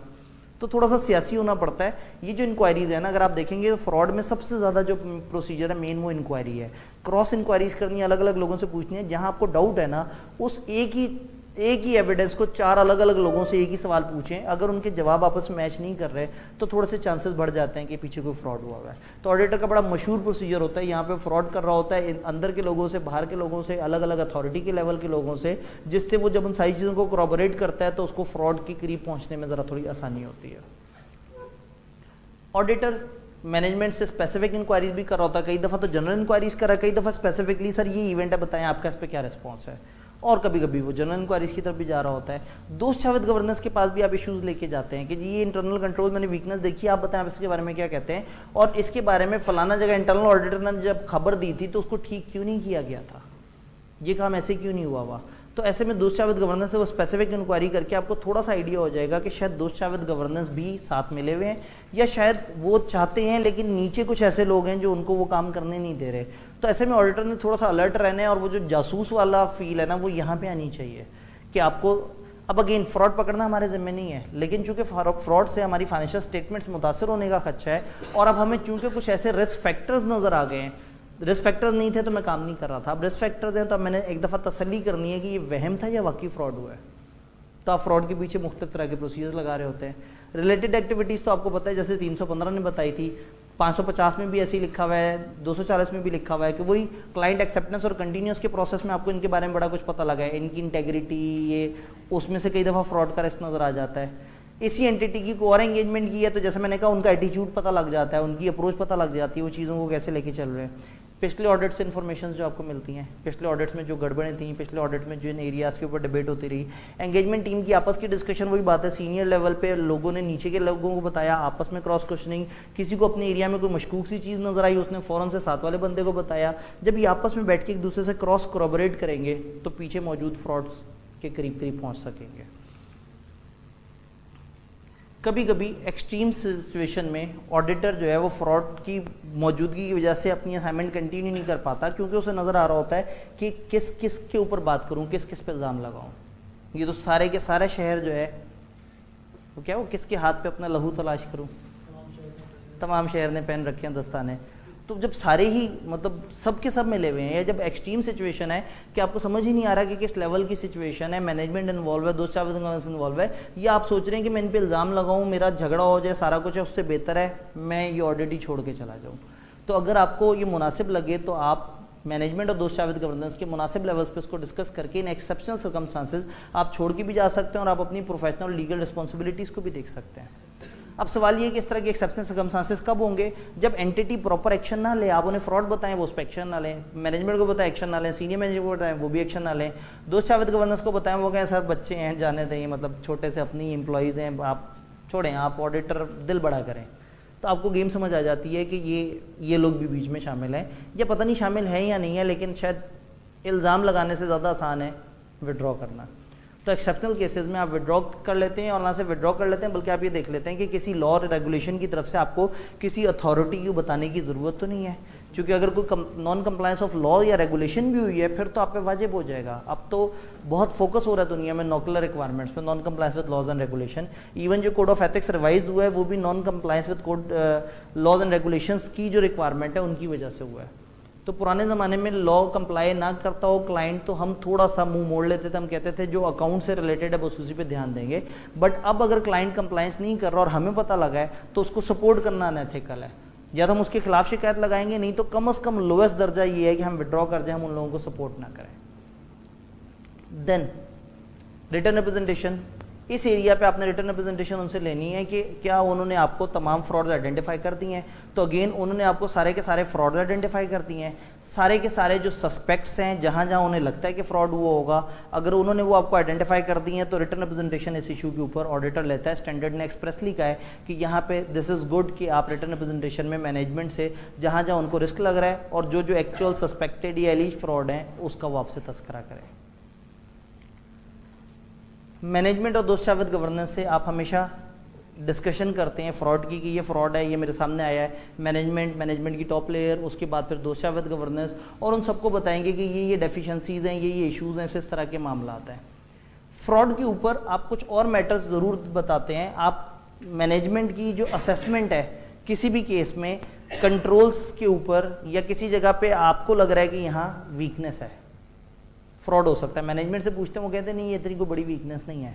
दिस इज़ गुड कि आप दोस्त शाविद गवर्नेंस को इन्फॉर्म करें कि मैं कुछ ऐसे कंट्रोल वीकनेसेस जानता हूँ जहाँ फ्रॉड हो सकता है, बट आपकी मैनेजमेंट के मुताबिक वो इतनी वीक नहीं है, तो काइंडली आप उन कंट्रोल्स के ऊपर ध्यान दें, आप अपने ओवरसाइट को थोड़ा सा बेहतर कर लें, आप अपनी कंट्रोल एनवायरनमेंट के ऊपर थोड़ा सा फोकस करें। तो आप मैनेजमेंट और दोस्त शाविद गवर्नेंस से डिफरेंट तरह की डिस्कशंस करते हैं फ्रॉड की कम्युनिकेशन से रिलेटेड। तो जो फ्रॉड मिल गया आपने मैनेजमेंट दोस्त शाविद गवर्नेंस से डिस्कस करके पूरी कोशिश करनी है कि वो फ्रॉड को एडजस्ट कर दें, यानी कि फ्रॉड से रिलेटेड जो लॉस है उसको रिकग्नाइज कर दें। फ्रॉड की वजह से फाइनेंशियल स्टेटमेंट्स की जो पिक्चर चेंज हो गई थी उसको दोबारा से उस ओरिजिनल हालत में ले आएं जिस ओरिजिनल हालत में उसे आना चाहिए। कभी कभी ऑडिटर को चाहिए कि वो लीगल एडवाइस लेके ये भी पता कर ले, फ़र्ज़ करें आप छोड़ के जा रहे हैं, आपने कहा जी मैं ऑडिट छोड़ के जा रहा हूँ, यहाँ पे तो मसला है, एक दफ़ा लीगल एडवाइस भी ले ले कि इस तरह का फ्रॉड ऐसा तो नहीं है जिसमें मुझे रेगुलेटरी अथॉरिटी को बताना है। जैसे हो सकता है आपने कोई मनी लॉन्ड्रिंग देखी, अब मनी लॉन्ड्रिंग एक ऐसी चीज़ है जो बताना आपके ऊपर वाजिब होगा, लेकिन ये हमें कौन बताएगा कि मनी लॉन्ड्रिंग बताना ज़रूरी है या नहीं है? Legal adviser. तो ऑडिटर लीगल एडवाइस भी ले सकता है और लीगल एडवाइस की बेस पे डिसाइड कर सकता है कि मुझे अब क्या करना चाहिए सिचुएशन में। तो कुछ सिनेरियो में लॉ शायद ऑडिटर से रिक्वायर करे कि वो दोस्त शाविद गवर्नेंस के साथ साथ अथॉरिटीज़ को भी इन्फॉर्म करे। तो चाहे आपने फ्रॉड पकड़ा और दोस्त शाविद गवर्नेंस को बताया, विड्रॉ किया या नहीं किया, लीगल कंप्लायंस भी एक दफ़ा चेक कर लें, अगर खुद चेक कर सकते हैं, अदरवाइज लीगल एडवाइस ले लेंगे तो वो आपको बता देगा कि इस तरह का फ्रॉड जो है वो अथॉरिटीज़ को बताना वाजिब है या नहीं, चाहे वो मांगे या ना मांगे। अगर बताना ज़रूरी है तो फिर हम अथॉरिटीज़ को भी बताएंगे। डॉक्यूमेंटेशन में आपको पता है कि वही जब भी आपको डिफरेंट तरह की डिस्कशन से फैक्टर सामने आए, आपने कुछ रिस्क आइडेंटिफाई किए और उनके ऊपर आपने कुछ प्रोसीजर्स लगाए, तो आप डॉक्यूमेंटेशन में इन सारी चीज़ों को ध्यान से लिख रहे होते हैं। तो फ्रॉड का स्टैंडर्ड जब आप पढ़ेंगे तो फ्रॉड के स्टैंडर्ड में तकरीबन आधा एरिया 315 से उठाया हुआ है, क्योंकि वही 315 के स्टेप्स हैं, वही रिवीजन ऑफ रिस्क असेसमेंट है, वही जो अजीबोगरीब सी ट्रांजैक्शंस हैं उसके ऊपर काम किया है। बट ओवरऑल एक अप्रोच, एक मैप पता होना चाहिए कि कहानी डाउट से शुरू होती है और डाउट के पीछे 3 फैक्टर्स हैं और 2 तरह के फ्रॉड्स हैं, फिर ऑडिटर के स्टेप बाय स्टेप प्रोसीजर्स हैं। बाकी चीज़ें 315 से रेप्लिकेट होती हैं, लेकिन जो डिफरेंट चीज़ें और जो फ्लो है स्टैंडर्ड का, उसको हमने डिस्कस करने की कोशिश की, क्योंकि आज वक्त कम और मुकाबला थोड़ा सख्त है। 520 की बात करते हैं। एनालिटिकल प्रोसीजर्स बहुत छोटा सा स्टैंडर्ड है, लेकिन इसकी प्रैक्टिकल एप्लीकेशन थोड़ी ज़्यादा है। ऑडिटर को अपने एनालिटिकल स्किल्स को यूज़ करना है, अपने एनालिसिस करने वाली स्किल्स को यूज़ करना है और देखना है कि फाइनेंशियल और फाइनेंशियल डाटा और कभी कभी फाइनेंशियल और नॉन फाइनेंशियल डाटा के दरमियान एक खास रिलेशन होता है। आप उस रिलेशन को एक्सप्लॉइट करते हैं। कई दफ़ा सेल्स और कॉस्ट के दरमियान एक खास रिश्ता होता है, कई दफ़ा डेप्रिसिएशन और नॉन करंट एसेट्स के दरमियान एक लिंक होता है, कई दफ़ा इंटरेस्ट इनकम और क्लोजिंग बैलेंस ऑफ लोन के अंदर या क्लोजिंग बैलेंस ऑफ इन्वेस्टमेंट के आपस में एक लिंक है।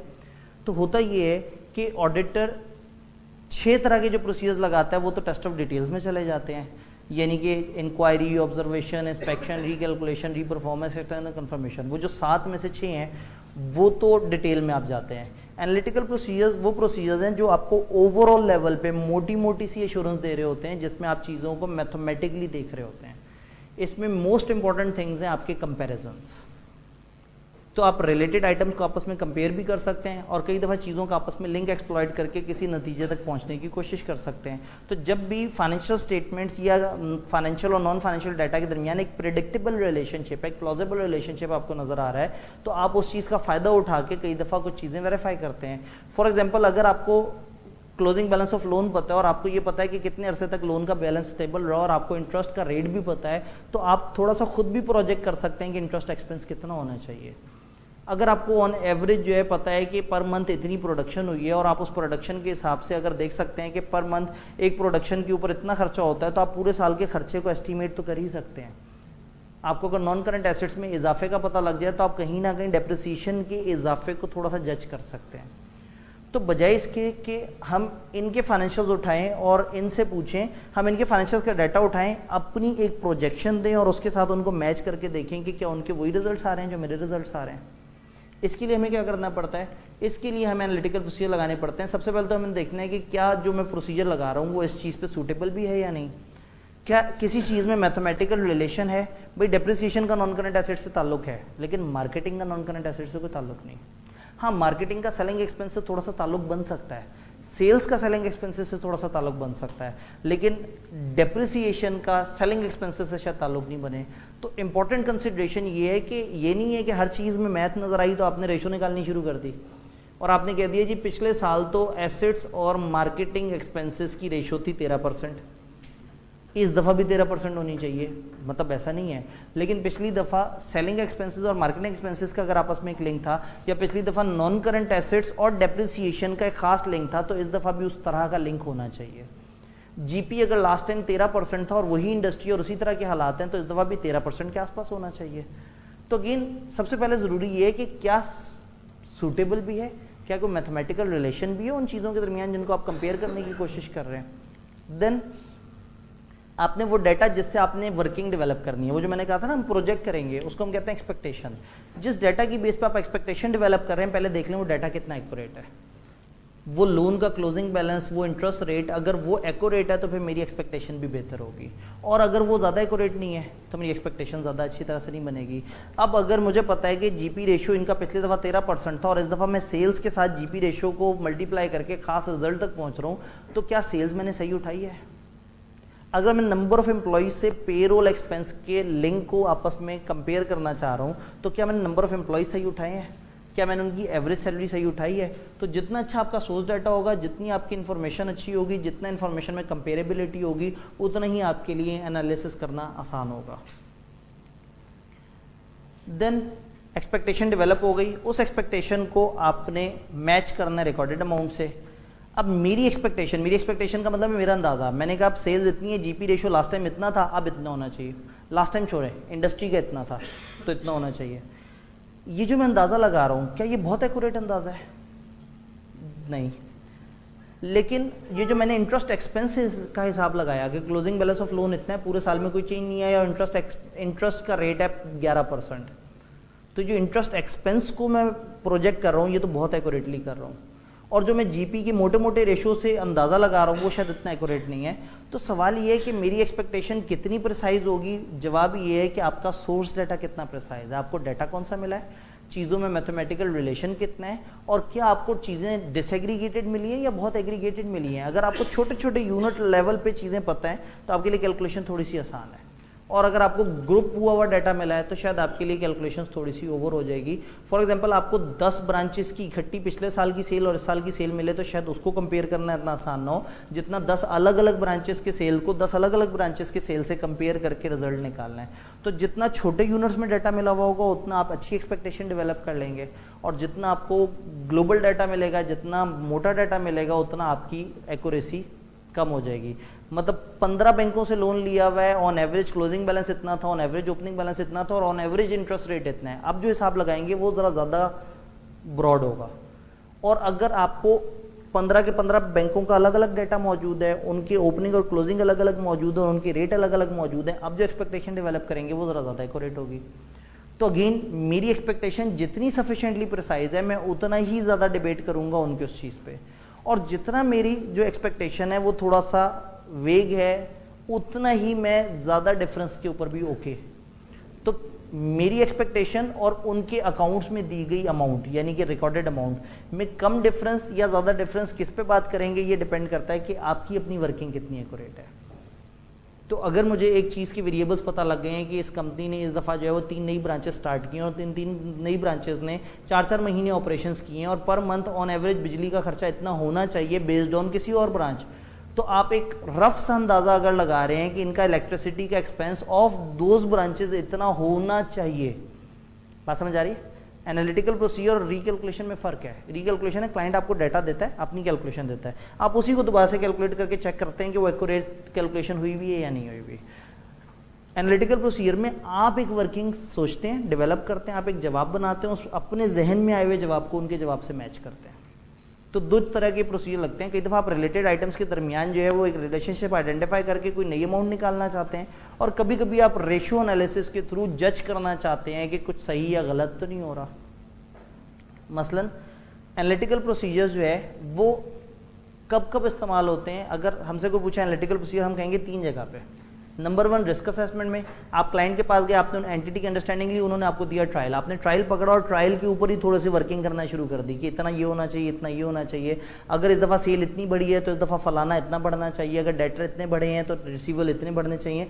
वो मोटे मोटे अंदाजे लगा के और फिर देखा उन वैल्यूज़ को जिनका आप अंदाज़ा लगा रहे हैं, अगर वो डिफरेंट है तो उन एरियाज़ में चांसेस है कि शायद मुझे काम करना पड़े, तो आप रिस्क असेसमेंट के तौर पे भी यूज़ कर सकते हैं। दूसरा, आप ऑडिट करते हुए जब सब्सटैंटिव प्रोसीजर्स लगा रहे हो और आप वेरीफाई कर रहे हो कोई अमाउंट्स, तो आप उस टाइम पे भी ये मैथमेटिकल वर्किंग यूज़ करके अमाउंट्स को वेरीफाई कर सकते हैं।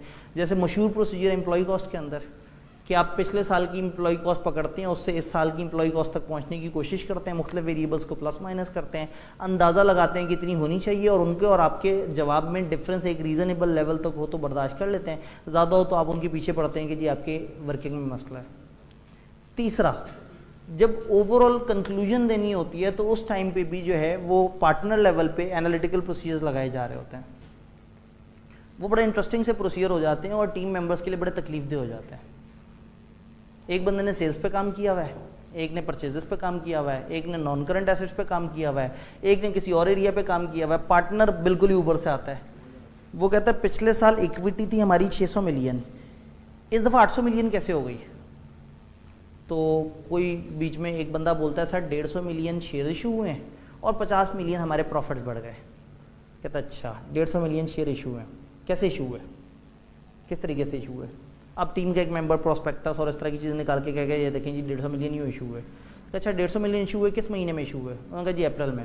अच्छा बैंक वाले भाई ज़रा दिखाओ बैंक में अप्रैल में 150 मिलियन आया, और बैंक वाले ने सोचा ही नहीं होगा कि मतलब मेरे एरिया में अप्रैल में कुछ ऐसा था जो अचानक किसी इक्विटी में से कूद जाएगा।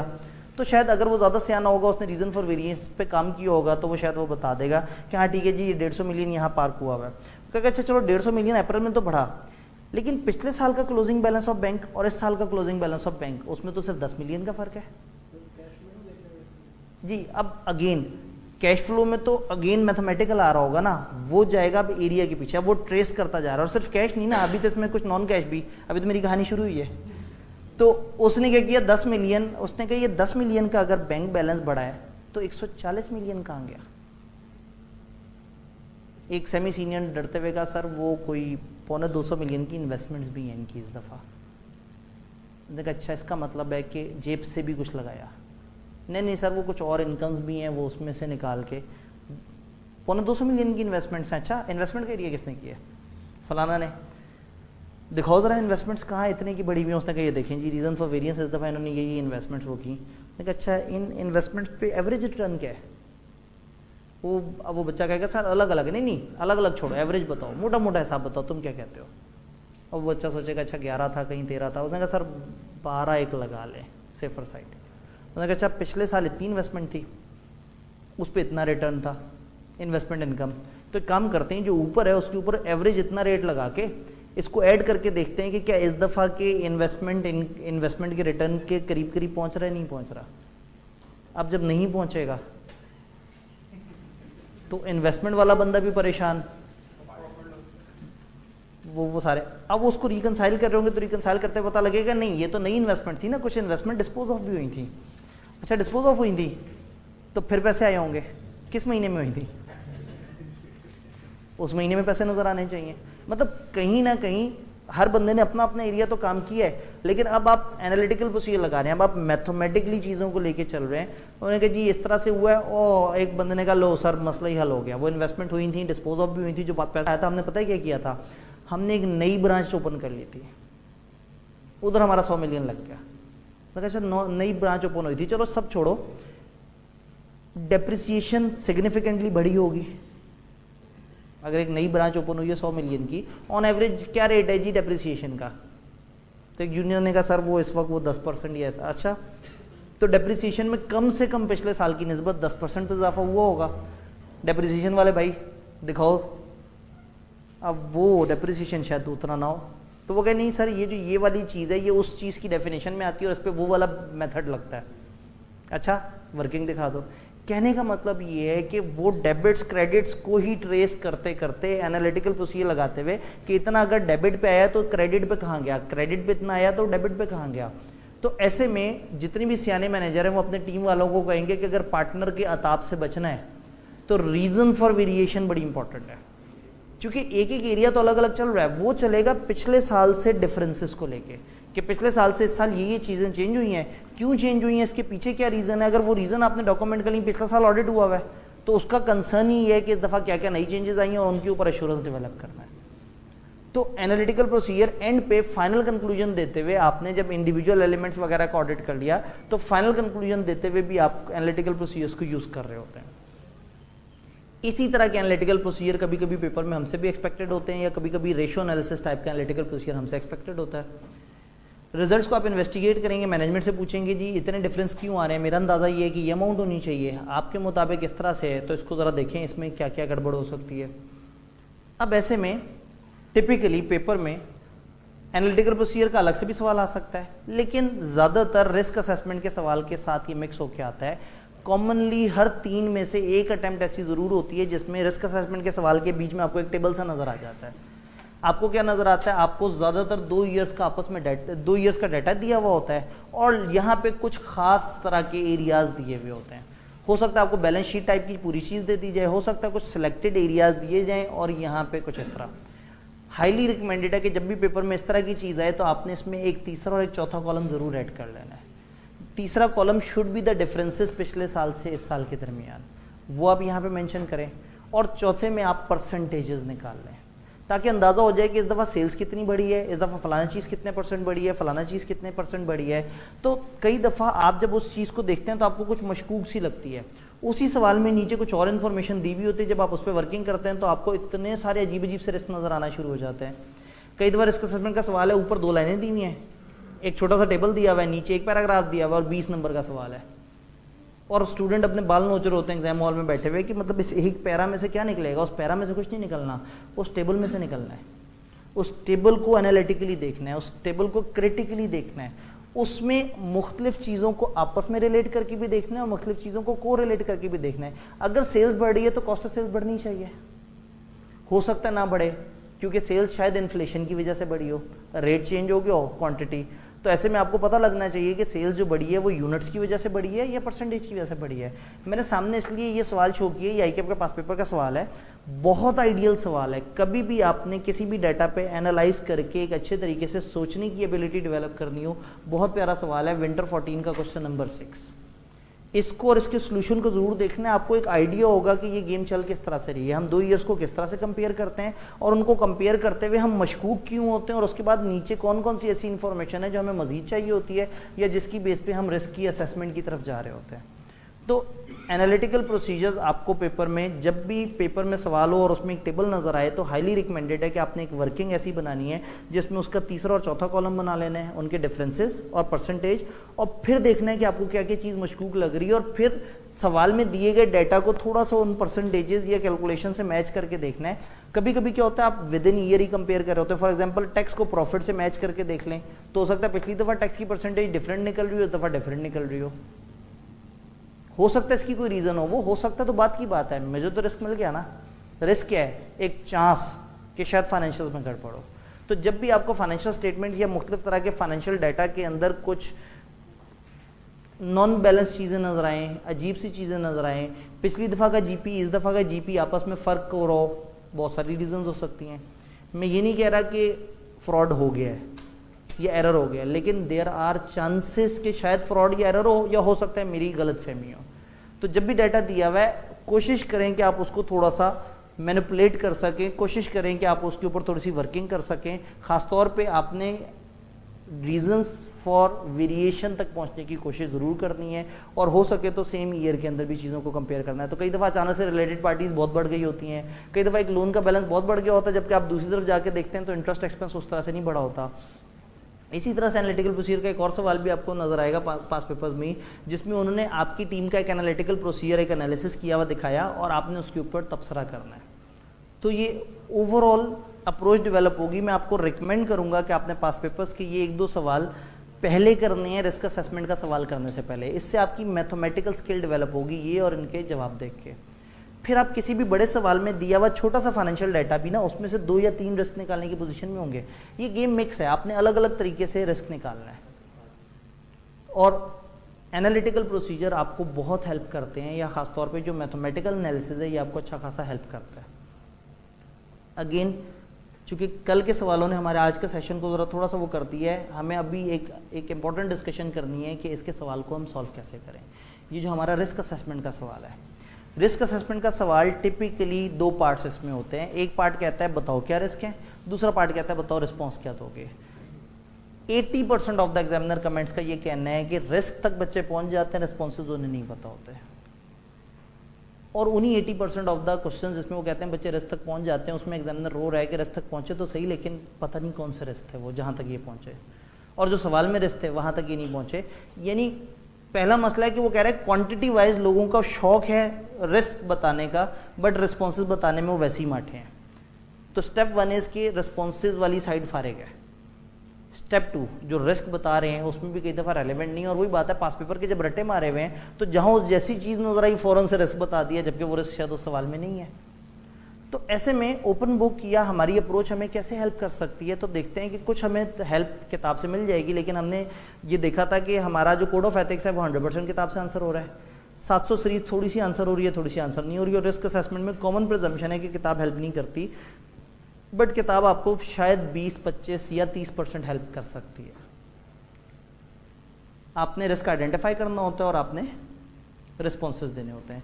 जब रिस्क आइडेंटिफाई करना है तो सवाल की ज़्यादातर रिक्वायरमेंट होती है कि विद और विदाउट एनालिटिकल वर्किंग। कई दफ़ा सिर्फ थ्योरी दे देते हैं आपको और आपने उसके ऊपर बहस करनी होती है। जब खाली थ्योरी दी है तो 315 वाली बातें जहन में होना बड़ा ज़रूरी है, और जब थ्योरी के साथ कुछ न्यूमेरिकल भी दिया हुआ है कुछ, तो फिर आपने फिर analytical procedure, ratios, percentages, differences, थोड़ा सा इन चीज़ों के ऊपर भी वर्किंग करनी होती है। जब आप आइडेंटिफाई कर रहे हैं तो कुछ चीज़ें आपको हेल्प करेंगी। फॉर एग्जाम्पल आईटी से रिलेटेड जो स्पेसिफिक रिस्क हैं, ये 64 पैरा में, अगर सवाल में आपको कोई आईटी सिस्टम या नई आईटी, नई टेक्नोलॉजी, कहीं भी आईटी रिलेटेड बात नज़र आती है, ये पैरा मुख्तलिफ तरह के रिस्क आईटी रिलेटेड बताता है। चांसेस हैं कि एक आध रिस्क आप वहाँ से पिक कर सकें। अगेन ये नहीं है कि पेपर में आपने ये सारे पैराज जा जाके पढ़ना शुरू कर देने, ये पैराज आपने पहले अच्छी तरह से देखे हुए हो। पेपर में अगर आपको डाउट हो रहा हो किसी सिचुएशन पे तो एहतियातन वहाँ जाके देख लें, तो आपको आईटी रिलेटेड रिस्क मिल सकते हैं A64 पैरा में 315 में। फिर नॉन रूटीन ट्रांजैक्शन, आपको अजीब सी ट्रांजैक्शन नजर आई सवाल में, उन्होंने कहा एक अलग से यूं इक्विटी यूं करके ऐसे कन्वर्ट हो रही है, या एक ऐसी चीज़ हो रही है जो उससे पहले नहीं हुई, ये वेरी फर्स्ट ट्रांजैक्शन है, तो अगेन ये नॉन रूटीन ट्रांजैक्शन है, इसके स्पेसिफिक रिस्क एक और जगह दिए हुए हैं। यहाँ तो हमने सिर्फ रिस्क आइडेंटिफाई करना ना, बहस तो अगले पोर्शन में करनी है। फिर अजर्शंस की ज़रूरत बहुत पड़ सकती है आपको रिस्क को आइडेंटिफाई करते हुए, वो क्यों है उसकी हम आगे शीट पे जाके, तो ये अजर्शन वाला पैरा तो आपने खासतौर पे हाईलाइट करके इसके आसपास का पेज भी मोड़ के रख देना है ताकि पेपर में ये फ़ौरन से ओपन हो सके, क्योंकि जब भी रिस्क होता है वो फाइनेंशियल स्टेटमेंट लेवल का होता है या अजर्शन लेवल का होता है। तो दिस इज़ गुड कि आपको अजर्शंस का अच्छी तरह से पता होना चाहिए। अजर्शंस के ऊपर अभी साथ साथ ही डिबेट करते हैं, इसी के साथ इंशाल्लाह। नए पर्सनल, नए सिस्टम, नई टेक्नोलॉजी, जब भी वो वर्ड नया इस्तेमाल करेंगे ना, नया डिपार्टमेंट, नया डिवीजन, नया इस तरह से करके, तो आपको अपेंडिक्स 1 के पैरा 4 में स्पेसिफिकली उन्होंने बहुत सारे स्पेसिफिक रिस्क बताए हैं कि नई चीज़ में रिस्क होता है और क्या रिस्क होता है, तो आपको वो वाला पैरा हेल्प कर सकता है और आपको बहुत अजीब सा नहीं लगेगा कि ये नई चीज़ है, अब इसमें रिस्क क्या बताऊँ, ये तो पता है कि नई चीज़ रिस्क है, बट यहाँ आपको कुछ बड़ी अच्छी रीजनिंग मिल जाएंगी नए पर्सनल, नए सिस्टम, नई टेक्नोलॉजी के अंदर रिस्क की। कुछ ना हो तो एक अपेंडिक्स 2 तो ऐसा है ही है जिसमें एक लिस्ट दी हुई है रिस्क ऑफ मटेरियल में स्टेटमेंट्स की, वो वाली लिस्ट भी कभी कभी हमें भूला भटका एक आध रिस्क आइडेंटिफाई करवा के दे सकती है। गोइंग कंसर्न से रिलेटेड स्पेसिफिक रिस्क इस पैरा में दिए हुए हैं। फ्रॉड रिस्क फैक्टर्स अगेन आपने उस वक्त नहीं जाना, आपने पेपर में जाने से पहले एक दफ़ा से पढ़ लेना, क्योंकि ये काफ़ी बड़ा डॉक्यूमेंट है, मैंने आपको बताया था जो अपेंडिक्स, चीज़ें काफ़ी ज़्यादा हैं, लेकिन एक दफ़ा ज़रूर आपने पढ़ा हुआ हो ताकि आपका माइंड फ्रॉड रिलेटेड रिस्क को भी आइडेंटिफाई कर सकता हो एक रेगुलर सवाल के अंदर। देन अपेंडिक्स 3 में कुछ सर्कमस्टांसेस ऐसे बताए हैं जो पॉसिबिलिटी ऑफ फ्रॉड की तरफ जाते हैं। ये तो फ्रॉड रिस्क फैक्टर्स है अपेंडिक्स 1 में, अपेंडिक्स 3 भी इंपॉर्टेंट है। ये बहुत लंबी चौड़ी लिस्ट नहीं है, ये तकरीबन 2-2.5 सफ़े टाइप का एक एनेक्जर, बल्कि बारीक फॉन्ट में तो 1.5 सफ़े में चल जाता है। आप उसे पढ़ेंगे तो वो ओवरऑल वो सिचुएशन बताएंगे जहाँ ऑडिटर मशकूक हो सकता है कि यहाँ पे फ्रॉड हो रहा है। ये सारी चीज़ों में तो किताब ने हेल्प करनी है, लेकिन दिमाग ने कहाँ हेल्प करना है। What can go wrong with accounting treatment, आपने अकाउंटेंट की तरह हमेशा सोचना है। ये बात पेपर में इंशाल्लाह आपको याद आएगी, जब भी आपने सवाल देखना है एक अकाउंटेंट बन के सोचना है कि मेरे से क्या गड़बड़ हो सकती है, ये सिचुएशन है, मैं क्या गड़बड़ कर दूंगा। जैसे कल हमने कहा कि लेदर जैकेट्स जो है स्टोर में चली जाएंगी, तो फ़ौरन से अकाउंटेंट बन के सोचा अच्छा स्टोर में चली जाएंगी, सेल्स कट ऑफ इस तरह का मसला आएगा, इन्वेंट्री की वैल्यूएशन का मसला आ जाएगा। तो एक अकाउंटेंट की तरह देखना है कि कहाँ कहाँ क्या गड़बड़ हो सकती है। इन सवालों की प्रैक्टिस ज़रूर करनी है, रट्टा नहीं मारना, क्योंकि हर सवाल दूसरे से थोड़ा सा डिफरेंट होता है, तो ज़रूरी नहीं कि हर रिस्क दूसरी जगह पे फिट भी हो। हाँ, जब आप थोड़ी सी प्रैक्टिस करेंगे तो कुछ कुछ माइंड बनना शुरू हो जाएगा कि फॉरेन करेंसी जब आती है तो इस तरह का रिस्क अक्सर होता है, जब भी सेल कम होना शुरू हो जाती है तो कहीं ना कहीं इम्पेयरमेंट और इस तरह की बातें होती हैं, बट वो विद प्रैक्टिस होगा। अगर आप रट्टा मारेंगे और सवाल को देख के एज इट इज़ छापने की कोशिश करेंगे तो थोड़ा गलत हो जाएगा। तो ओपन बुक आपको किसी हद तक हेल्प कर सकती है, हो सकता है 25 से 30, हो सकता है 30 से 35% पेपर में आपको हेल्प कर दे, बट अपना दिमाग सबसे पहले है, वो तो सबसे ज़्यादा यूज़ करने की कोशिश करना है। थोड़ा मुश्किल है लेकिन बहरहाल मतलब कोशिश की जा सकती है। रिस्पॉन्सेज, दूसरी रिक्वायरमेंट क्या होती है, वो कहते हैं अब रिस्पॉन्स दो, जो रिस्क बताया ना, तो कई दफ़ा आप रिस्क बताते हुए डर रहे होते हैं क्योंकि आपको पता ही नहीं होता उसका रिस्पॉन्स। अब सवाल ये कि हमें पेपर में रिस्क कितने बताने चाहिए, जवाब ये है कि सवाल के नंबर कितने, ज़्यादातर सवाल के नंबर ज़्यादा ही होते हैं। अब फर्ज करें 20 नंबर का सवाल है, 6 रिस्क बताऊं या 15 रिस्क बताऊं, 20 नंबर का सवाल है। जवाब ये है कि मुझे क्या कितना आता है। आप 10 वो रिस्क बताएं जिनमें से 5 तुक्के मार रहे हो, बजाय उसके देखें जब सवाल ने क्या रिस्क बताओ और उसका रिस्पॉन्स दो। अब सोचें 20 नंबर का सवाल है, आप 10 रिस्क बता रहे हैं और 10 रिस्पॉन्स बता रहे हैं, तो इसका मतलब है 1 नंबर रिस्क और 1 नंबर रिस्पॉन्स का। और रिस्पॉन्स में जब आपने 4-5 लाइनें लिखनी है तो आपको लगता है कि 4-5 लाइनें लिखनी चाहिए 1 नंबर लेने के लिए। जब आपको ज़्यादा रिस्पॉन्सेज ना समझ आ रहे हो और रिस्क बहुत ज़्यादा आपको आके टकरा रहे हो, तो फिर आज इस अप्रोच की तरफ जाएं कि ज़्यादा रिस्क ज़्यादा रिस्पॉन्स, थोड़ा थोड़ा सा रिस्क की डिस्क्रिप्शन, थोड़ा थोड़ा सा रिस्पॉन्स। बट अगर 4-5 बड़ी ऑब्वियस चीज़ें आपको पता लग गई हैं और आप उसके अंदर अच्छे रिस्पॉन्सेज डेवलप कर सकते हैं, तो दिस इज़ गुड कि आप 6 हेडिंग्स दें, ये इशू, इसमें ये रिस्क है और ये मेरे रिस्पॉन्सेज हैं, आपकी 6-7 लाइनें उस रिस्पॉन्स पे लग जाएंगी। तो शायद आप, वही बात है कि अगर आपने 6 रिस्क और रिस्पॉन्सेज बताए तो 6 रिस्क बताने के कम से कम 6 नंबर फॉर एग्जांपल, और रिस्पॉन्सेज के लिए हमारे पास कितने, 14 नंबर, 6 एरिया 14 नंबर, तो पर एरिया आप 2.25 नंबर, मैक्सिमम वो 3 नंबर दे देंगे एक एरिया के रिस्पॉन्स के लिए। तो हरगिज ज़्यादा नंबर का ये मतलब नहीं है कि आपके रिस्क बहुत ज़्यादा होने चाहिए। अगर आपके पास कम रिस्क है मगर आप क्वालिटी का लिख सकते हैं तो फिर उस अप्रोच की तरफ जाएं कि फिर आप टेबल शेबल मत बनाएं। फिर आप एक हेडिंग दें, ये वाला रिस्क, नीचे बताएं ये क्यों रिस्क है, और फिर उसके रिस्पॉन्स बताएं, फिर दूसरा वाला रिस्क ये और उसके रिस्पॉन्स। और अगर आपको ज़्यादा रिस्पॉन्स नहीं बनाने आते या पेपर में आप सोच रहे हैं कि ये रिस्पॉन्स में आया तो मैं तो फ्लॉप हो जाऊँगा, तो फिर आप बड़ी अप्रोच की तरफ जाएं कि एक टेबल बनाया, लेफ्ट और राइट 2 कॉलम बनाए, और एक तरफ लाइन से जनाब आपने हर 5-6 लाइनें छोड़ छोड़ के रिस्क लिखने शुरू कर दिए, 11-12 रिस्क बता दिए और आगे उनके थोड़े थोड़े से रिस्पॉन्सेज बता दिए। एग्जामिनर समझ जाएगा कि चूंकि इतने सारे रिस्क इसने बताए हैं तो ये पर रिस्पॉन्स पे ज़्यादा टाइम नहीं स्पेंड कर सकता था। उन्हें क्या पता, हमें आता ही उतना सा था। तो अगेन, अगर आपके पास अच्छे रिस्पॉन्सेज हैं और कुछ क्वालिटी रिस्क मिल गए हैं, कम मगर अच्छे की तरफ जाएं। फ़र्ज़ करें आपने 6 रिस्क, उनके रिस्पॉन्सेज बताए और आपको लग रहा है कि सर फंसवा ना दें, मतलब सर ने आइडिया तो दिया, आइडिया मज़े का तो लग रहा है, सवाल हैंडल भी हो गया, लेकिन पता नहीं आई कैप 10 तो नहीं सोच रहा था। आप नीचे कह दें some other obvious risk can be categorize as follows, और आप 6-5 के नाम लिख दें, 6-5 की 1.5 2 लाइनें लिख दें कि यानी आप उन्हें बता रहे हैं कि भाई नंबर जितने थे मैंने उसके हिसाब से इंसाफ कर दिया, मुझे पता ज़्यादा भी था। तो थोड़ा सेफ खेलें, बजाय इसके कि आप इन सबको लिखते और इन 5-6 के रिस्पॉन्सेज भी आपको ना पता होते और रिस्पॉन्स का बिला वजह वो खाली खाना जो है वो मुंह चढ़ा रहा होता है एग्जामिनर का, वो क्रॉस करके आपका नंबर माइनस कर देता। तो अगर कम मगर अच्छा आता है तो कम की तरफ जाने में कोई हर्ज नहीं है, और उस कम को बाद में आप सब्सटेंशिएट कर सकते हैं एंड पे कुछ एक्स्ट्रा लेस दे के।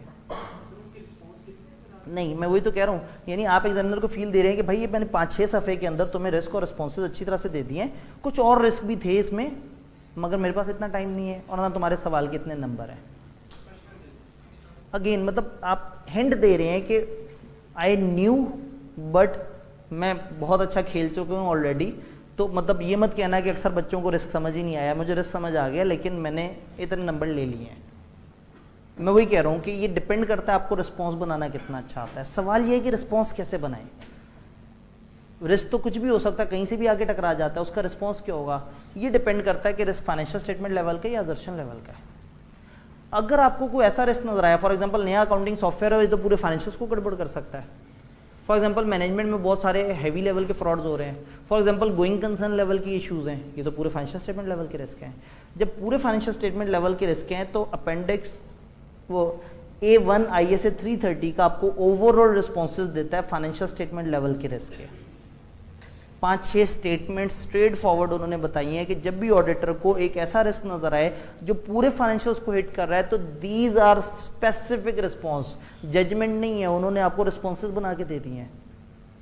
तो 330 ISA A1 ये पैरा आपको पेपर में किसी एक आध रिस्क के तो रिस्पॉन्सेज आपको 4-5 लाइनें मिल जाएंगी। एक आध ऐसा रिस्क जरूर होता है जो पूरे फाइनेंशियल्स को हिट करता लग रहा होता है, तो A1 पैरा आपको पेपर में काफ़ी हेल्प कर सकता है 330। लेकिन हर सवाल में ये नहीं लिखना शुरू कर देना, मतलब ये एक आध हर रिस्क में नहीं लिखना, एक आध ऐसा रिस्क जो थोड़ा बड़े लेवल का है जो पूरे फाइनेंशियल्स को इम्पैक्ट करता लग रहा है उसमें तो आपने ये रिस्पॉन्स दे दिया।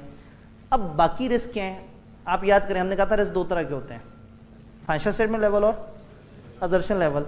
अब मैं क्यों नहीं कहूँगा कि नॉलेज बेस्ड काम करती है, मसला ये है कि हम सवाल को सॉल्व करने के पीछे पड़े हुए हैं, हमें पता ही नहीं पीछे फ्रेमवर्क क्या चल रहा है।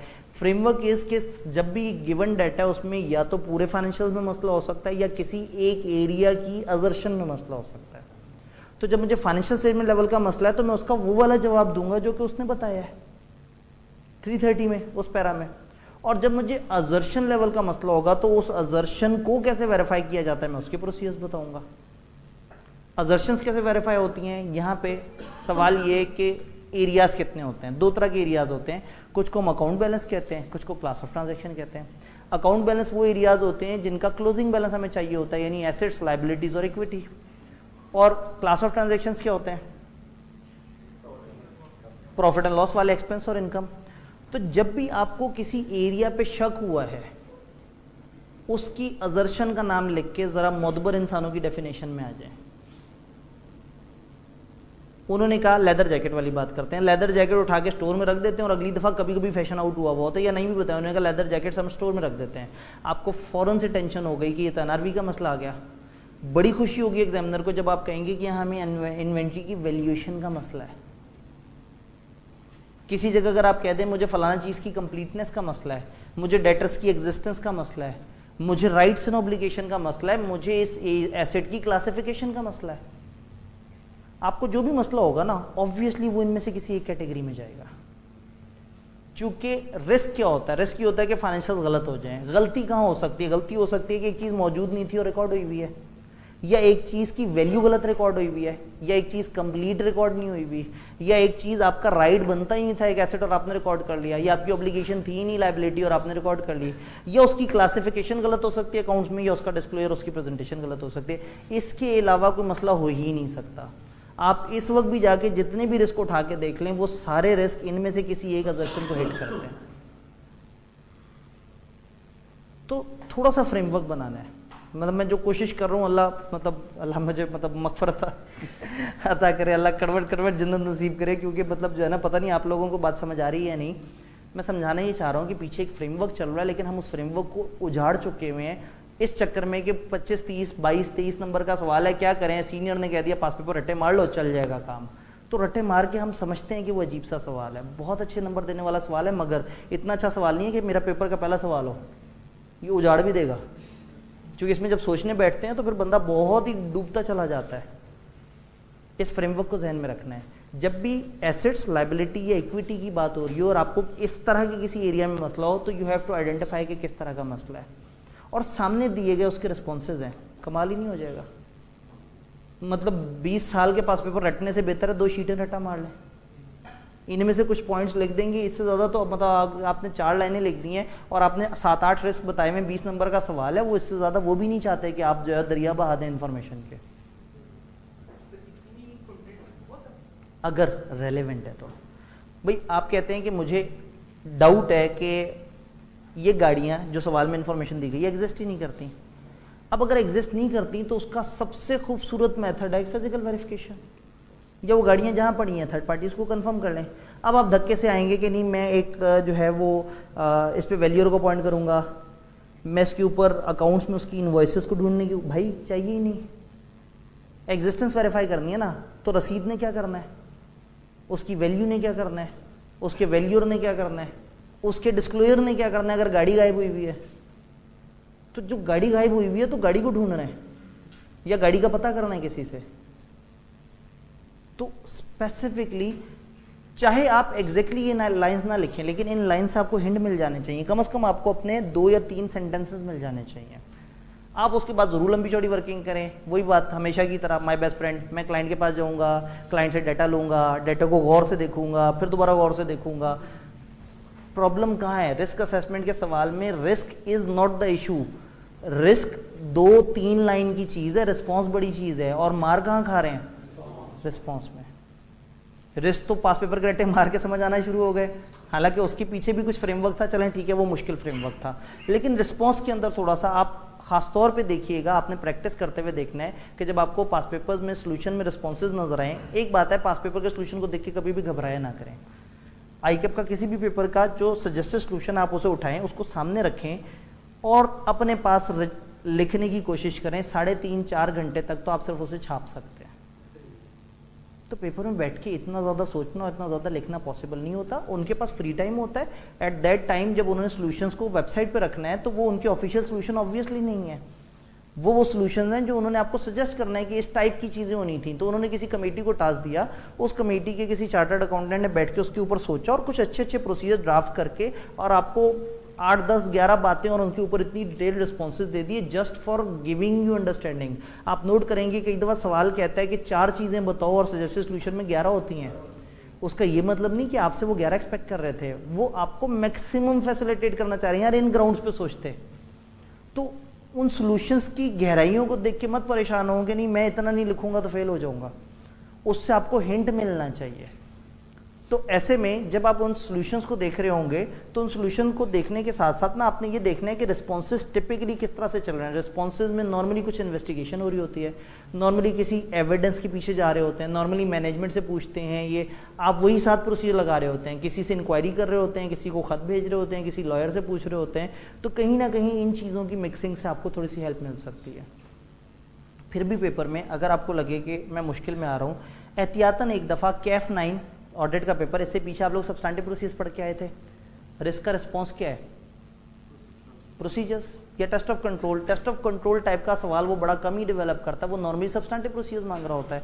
तो एहतियातन एक दफ़ा कैफ की किताब उठा के उसमें मुख्तलिफ एरियाज के जो कुछ टिपिकल प्रोसीजर्स दिए हुए हैं, सिर्फ एक दफ़ा पढ़ लें, याद मत करें, पढ़ लें, थोड़ा सा याद आ जाए कि इस तरह की चीज़ को यूँ वेरीफाई किया करते थे, पेपर में हेल्प मिलेगी। नहीं तो इस टेबल को याद कर लें। और इसमें भी ज़रूरी नहीं कि हर पॉइंट वैलिड हो, लेकिन रिस्पॉन्स जनरेट करना ज़रूरी है कि आपने बताना है, और रिस्पॉन्स वो होगा जिस तरह का आपको रिस्क है। तो अगेन एग्जिस्टेंस ज़्यादातर फिजिकल वेरिफिकेशन थर्ड पार्टी से, accuracy valuation allocation normally amounts को इनवॉइसेस से मैच करके रीकैलकुलेट। अब आप याद करें तो आपको सवालों के स्टेटमेंट्स जहन में आ रही हैं कि हम उनसे इनवॉइसेस लेंगे, इनवॉइसेस को कैलकुलेट करके देख लेंगे, अमाउंट तक पहुंचने की कोशिश करेंगे, ईयर एंड के बाद की चीज़ों को देखने की कोशिश करेंगे, एक्सपर्ट से पूछेंगे, यही तो बातें होती हैं। तो अगेन अगर रट्टा मारना है तो फिर इन 2 शीट्स को या इन 3 शीट्स को रट्टा मारें, ना कि उन 20 सालों के पास पेपर्स को रट्टा मारें, क्योंकि पेपर में हो सकता है फिर कुछ यूनिक आए। बट ये जहन में रखना है कि रिस्क के नंबर या बराबर हैं या कम है, ज़्यादा नहीं है, क्योंकि रिस्क है 1.5-2 लाइन का, रिस्पॉन्स है 4 से 5 लाइन का। तो इसलिए आप बहुत सारे रिस्क बता के बहुत खुश खुश पेपर में आते हैं, आपने तो आधा किया, और वो आधा भी शायद पता नहीं उनकी पसंद के मुताबिक किया या नहीं किया। नंबर की तरफ जाएं, ना कि क्वांटिटी बढ़ा रहे हो। तो कम रिस्क पता है मगर अच्छे रिस्पॉन्सेस पता है, ओके गो फॉर दैट। और एंड पे बता दें मुझे और रिस्क भी पता था, लेकिन इतने नंबर मैं अब तक हलाल कर चुका हूँ और मुझे और नंबर नहीं चाहिए। फिर भी अगर आपको लगे कि मुझे नहीं पता था, पता मुझे था, टाइम नहीं था, वो एक्सपेक्ट करते हैं, उनको पता होता है कि जो पेपर देने आए हैं उन लोगों के पास टाइम मैनेजमेंट का इशू आना है, क्योंकि इतने सारे सवाल हैं, ओपन बुक है, ओपन बुक की वजह से अच्छा खासा टाइम वेस्ट भी होना है लोगों का। तो परफेक्शन की तरफ जाने की कोशिश नहीं करनी। सवाल तो आप लोगों के जहन में आ रहे होंगे, वो हमने आज सवाल जवाब का टाइम तो रखा हुआ है, उसमें इंशाल्लाह तसल्ली से। अकाउंट बैलेंसेस के ऊपर ये वाली शीट को ज़रूर देखिएगा। बेसिकली ना किसी भी एरिया में हमें पीछे सेंस समझनी होगी। किसी भी एरिया का ऑडिट जब हम करते हैं तो हमें डाउट क्या होता है? डाउट क्या होता है? 5 चीज़ों का डाउट होता है। एक चीज़, पता नहीं ये चीज़ मौजूद भी है या नहीं। दूसरा, ये चीज़ ठीक भी है या नहीं, अमाउंट भी ठीक है या नहीं। तीसरा, क्या ये सारी की सारी चीज़ रिकॉर्ड हो गई है। चौथा, क्या इस चीज़ का हमसे कोई ताल्लुक भी है। और पांचवा, क्या इसको अकाउंटिंग ट्रीटमेंट या इसका डिस्क्लोजर वगैरह सही से हो गया। उन्हीं 5 के पीछे ये सारी अजर्शंस हैं। अब चाहे ये अकाउंट बैलेंस हो, क्लास ऑफ ट्रांजैक्शन, मेरे सवाल वही होंगे, क्या ये चीज़ें मौजूद थी, अकरेंस, क्या चीज़ें ठीक थी, एक्यूरेसी, क्या ये चीज़ें सारी रिकॉर्ड हो गई, कंप्लीटनेस, क्या इनका हमसे कोई ताल्लुक भी था, कट ऑफ, क्या ये सही से दिख रही हैं, क्लासिफिकेशन, प्रेजेंटेशन। तो अगेन मुख्तलिफ जगह पे मुख्तलिफ तरह की अजर्शंस, आपका जब भी रिस्क होगा वो ऑब्वियसली या इस सफ़े या पिछले सफ़े की किसी अजर्शन का ही होगा, क्योंकि ये बात 315 ने आपको समझा दी है कि रिस्क होता ही 2 है, या अजर्शन लेवल का या फाइनेंशियल स्टेटमेंट लेवल का। तो अब ये नहीं कहना कि रिस्क होता है 500 तरह का, फॉरेन करेंसी का, फलाना का, नहीं भाई, वो इशू है, वो इशू वैल्यूएशन अजर्शन को हिट कर रहा है, एक्यूरेसी ऑफ ट्रांजैक्शन को हिट कर रहा है। मतलब आपने फॉरेन एक्सचेंज रेट मुसलसल चेंज हो रहा है, आपने इंपोर्ट की, अब आपको टेंशन क्या है, इंपोर्ट की ट्रांजैक्शन की एक्यूरेसी का मसला है। आपके एसेट्स पड़े हुए हैं दूसरे मुल्कों में जो बाहर की करेंसी में आपने परचेज की और आपने पाकिस्तान में उसको ट्रांसलेट करके दिखाना है, आपको वैल्यूएशन का मसला है, चूंकि ट्रांसलेशन के जो वो रेट हैं वो चेंज हुए हुए हैं। तो टेक्निकली आपको अजर्शंस का मसला होता है, जिन अजर्शंस के ऊपर हमने रिस्पॉन्सेज देने होते हैं। अगेन मतलब हमने थोड़ा सा कोशिश की है कि पीछे वाले एरियाज़ को कंप्रेस करके इसके ऊपर थोड़ी सी ज़्यादा बात करें। तो इस फ्रेमवर्क को एक दफ़ा समझ के फिर जब आप पास पेपर्स को देखेंगे तो थोड़ी सी आपकी अंडरस्टैंडिंग ज़रा ज़्यादा बेहतर बनेगी।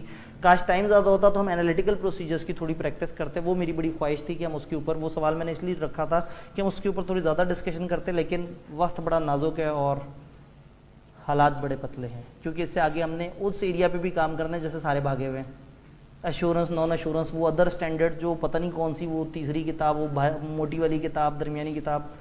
तो इसलिए मैं ये चाह रहा हूँ कि उसका मैप भी आपको क्लियर हो और वो एरिया जहाँ से अच्छे नंबर लिए जा सकते हैं वो खाम